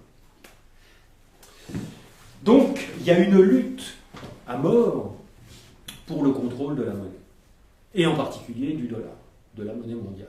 Parce que c'est le fait que les Américains soient les seuls à pouvoir créer du dollar et aient réussi avec les années, avec les guerres, à imposer le dollar comme monnaie mondiale, c'est ce fait-là d'avoir le privilège de création monétaire d'une monnaie qui permet donc de payer, d'acheter tout ce qu'on veut juste en imprimant de la monnaie en plus, qui a permis aux États-Unis de construire, il y a 184 pays dans le monde, et il y a 156 pays dans lesquels il y a des bases américaines ou des soldats américains. Il y a 864 bases américaines dans le monde, qui ont été créées par le privilège de création monétaire du dollar par les États-Unis, qui permet aux États-Unis et aux pays occidentaux qui sont leurs alliés de s'enrichir en imprimant de la monnaie ou en faisant des prêts à des pays du tiers-monde qui disposent de ressources dont nous avons besoin. Donc on n'est pas prêt de résoudre le problème du tiers-monde. C'est pas fait pour. Dans un système comme ça. Donc là, voilà, on est au fond du trou. Voilà, et donc, qu'est-ce qu'on peut faire contre ça? Rien. La méthode chinoise. On a bien fait de venir ce soir là. C'est quoi la méthode chinoise? Les Chinois en Afrique, ils vont et ils disent aux Africains, les fourmis. Vous ne payez rien. On arrive, on vous construit des routes, on vous construit des hôpitaux, on vous construit des écoles, on vous construit des usines, et on prend tout. Ouais. C'est plus direct. Mais là, il n'y a pas besoin de dollars. Alors, ce qui est important dans tout ça, c'est que nous comprenions, c'est qu'on comprenne déjà tout ça, et qu'on en parle, et qu'on échange là-dessus, et qu'on se réveille les uns les autres, et qu'on s'informe les uns les autres. C'est pour ça que j'ai écrit ce bouquin, et c'est pour ça que j'espère que vous allez l'acheter, le lire, et l'assimiler, et le partager après, et le donner à d'autres gens, ou à en parler en famille, parce que il y a bien un moment, d'un point de vue éthique, d'un point de vue moral, où on est obligé de dire il y a une escroquerie fondamentale au cœur de notre société. Il y a cette escroquerie monétaire-là qui permet, quand on a ce privilège-là, de s'enrichir au-delà de toute mesure et d'asservir les populations pour qui on crée cette monnaie-là. Et donc, d'un point de vue éthique, même si on est au sommet d'un truc extrêmement rentable comme ça, il y a un moment donné où, à moins d'être un psychopathe, mais bon, oui, il y en a aussi, mais il y a un moment donné où peut-être si tout le monde autour est au courant, si la famille, si vos propres familles, vos proches sont au courant, si vous commencez à avoir un petit peu peur que du fait que tout le monde est au courant, vous risquez de vous retrouver peut-être pas en prison, mais au moins ostracisé de votre propre entourage, de votre propre société, à mon avis, ça commence à réfléchir. C'est pour ça que j'ai écrit ça, et c'est pour ça que j'ai été surpris au début de voir qu'au plus haut sommet de la finance, il y avait des propositions pour lâcher un peu du lest, et peut-être même pour changer en tout cas provisoirement, pour distribuer de l'argent directement aux citoyens. Vous allez voir, c'est étonnant. Quand j'ai vu ça, je me suis dit, c'est bien que des gens comme George Soros, qui sont vraiment tout à fait au sommet de ce système-là, c'est des gens qui ont 70, 80 ans, donc qui ont peut-être aussi connu la crise de 29, qui se sont enfuis d'Europe pour échapper au camp de concentration, et qui ont profité d'un système magnifique pour eux en étant aux États-Unis. Peut-être que ces gens-là n'ont pas envie que ça se reproduise. Peut-être qu'ils n'ont pas envie de revivre 1933, 35, etc. Et peut-être que, dans la mesure où ils ont sous le coude d'autres systèmes pour nous faire bosser et qu'on ne s'en rende pas compte, et qu'ils puissent aller faire des tours sur leur yacht, ce qui est peut-être le cas, eh bien, qui sont prêts à lâcher du lest sur ce système-là qui commence à se voir. De même qu'un magicien, quand tout le monde est au courant de son tour, il va se creuser le cerveau pour trouver un meilleur tour que les gens ne verront pas. Voilà, moi j'ai cet espoir-là, et il repose sur le partage des connaissances, il repose sur notre convivialité à tous. Alors, les solutions, quand même, il y a des solutions concrètes dont on parle beaucoup, en particulier le 100% monnaie. Alors, qu'est-ce que c'est que le 100% monnaie? C'est d'arriver petit à petit à remplacer la monnaie issue du crédit par de la monnaie permanente, par de la monnaie qui reste sur les comptes et qui ne demande pas de payer un intérêt dessus, qui n'exige pas que quelqu'un paye un intérêt dessus. Alors, comment distribuer cette monnaie-là dans l'économie? Il y a une proposition qui est très vigoureuse en Angleterre, au Royaume-Uni. Vous taperez, si vous voulez, positive monnaie, money.co.uk, et ils sont en train d'essaimer dans toute l'Europe. Ils font des sites partout. Il y en a un qui est en construction qui s'appelle monnaihonnête.fr ou .com, je ne sais plus. Et la proposition, c'est tout simplement le 100% monnaie. Alors, dans leur idée à eux, c'est de nommer un comité monétaire à qui on donne toutes les statistiques pour décider combien de monnaie il faut distribuer par an. Et cette monnaie-là, elle est émise à taux zéro par l'État, et le comité monétaire décide, soit par référendum, soit par décision consensuelle, soit par vote, décide des endroits de l'économie où cette monnaie va être injectée. Et c'est l'État qui distribue, qui dit voilà, l'année prochaine, on fait du solaire. L'année prochaine, on passe à tel système d'énergie ou tel système d'économie différent. Et donc, on injecte de la monnaie dans cette direction-là. Et on décide collégialement, et c'est le comité monétaire qui applique les décisions. Et donc, quand les gens reçoivent cette monnaie nouvelle qui n'est pas asservie à une dette associée, ils peuvent très bien l'utiliser soit à rembourser leur crédit existant, soit en mettre un peu de côté, soit la dépenser. Si de la dépense, ça fait augmenter l'activité. S'ils remboursent leur dette avec, ça balance. Il y a de plus en plus de monnaie non-dette et de moins en moins de monnaie dette. C'est très bien. Il y a de la monnaie qui disparaît, mais on en réinjecte au fur et à mesure. Il y a des gens qui remboursent, mais on réinjecte de la monnaie à zéro, à taux zéro. Donc, il y a toujours la même quantité de monnaie dans l'économie. Donc, ce n'est pas nocif pour l'économie. Ça ne crée pas d'inflation, tout simplement parce qu'on est en période de crise, donc il y a un potentiel énorme de transactions qui ne peuvent pas se faire. Donc d'ici qu'on ait trop de monnaie par rapport aux transactions et que les commerçants commencent à augmenter les prix, je peux vous dire qu'on a de la marge. Il faudrait déjà qu'il n'y ait plus de chômage. Donc on a le temps de voir venir. On a largement le temps de voir s'il y a de l'inflation qui se déclenche.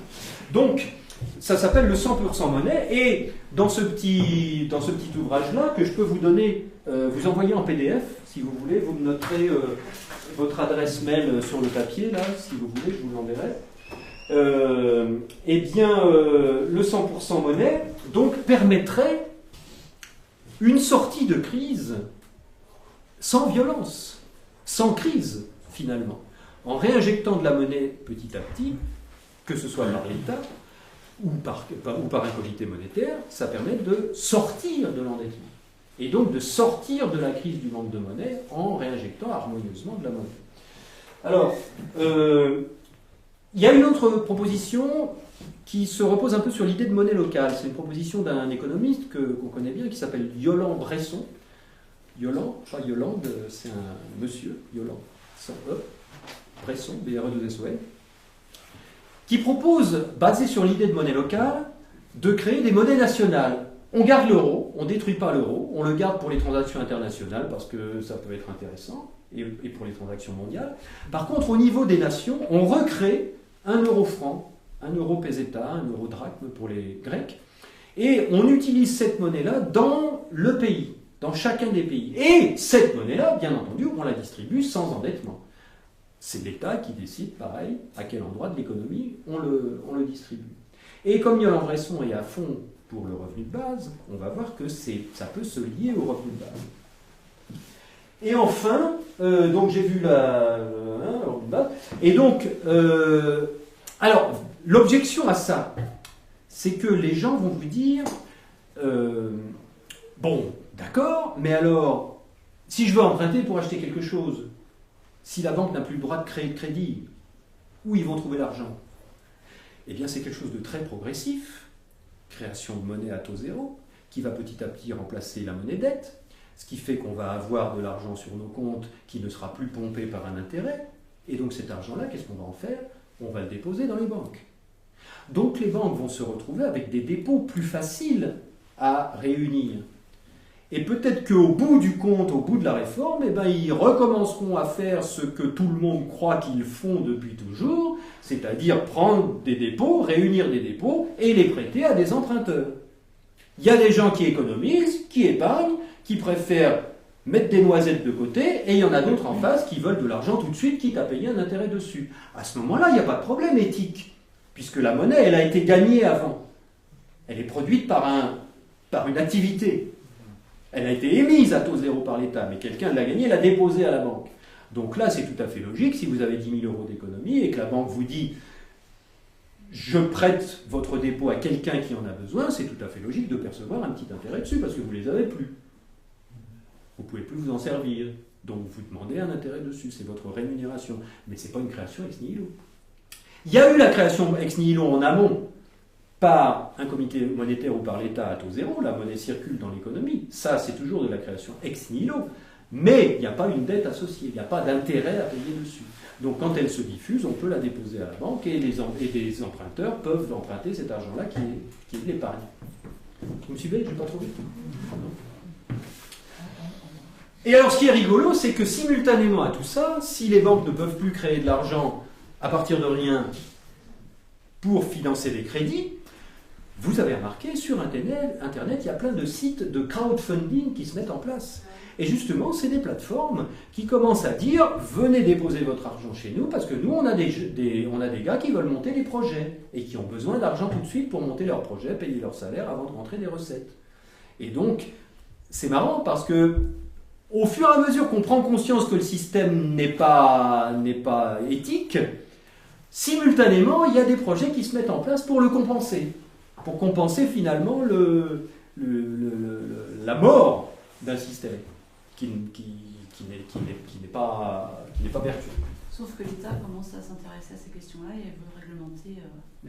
Donc l'influence des banquiers revient à la charge. L'influence des banquiers revient, oui. Alors, la proposition, moi, que je défends, c'est la proposition de ces gars-là, là, Lord Adertoner, Steve Keen, Michael Kumhoff. Pour moi, c'est ce que j'ai trouvé, c'est le top. Et je me dis que c'est le top, d'abord parce que leurs idées sont super intéressantes, très analysées, première chose, très logique. Deuxièmement, parce que ce sont les mêmes idées que les grands anciens de la crise de 29, qui avaient beaucoup réfléchi. Et troisièmement, parce que ça rejoint l'idée de liberté et de souveraineté citoyenne, individuelle.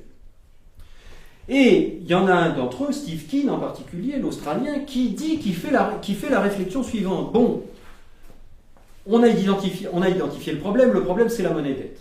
Donc il faut émettre de la monnaie à taux zéro et la laisser de manière permanente dans l'économie, qu'elle puisse circuler, que tout le monde puisse faire ses transactions et qu'on ne soit pas obligé d'en pomper tout le temps pour rembourser les intérêts et qu'on ne soit pas obligé d'en remprunter tout le temps pour qu'il y en ait assez. Ça ne marche pas, il faut de la monnaie à taux zéro. Mais si on donne la responsabilité à l'État de décider, ou à un comité monétaire de décider où va la monnaie, on va se retrouver dans la même situation, ça va être encore les potes aux politiciens qui vont tout gagner. Et qui vont construire des trucs dont on n'a pas forcément besoin.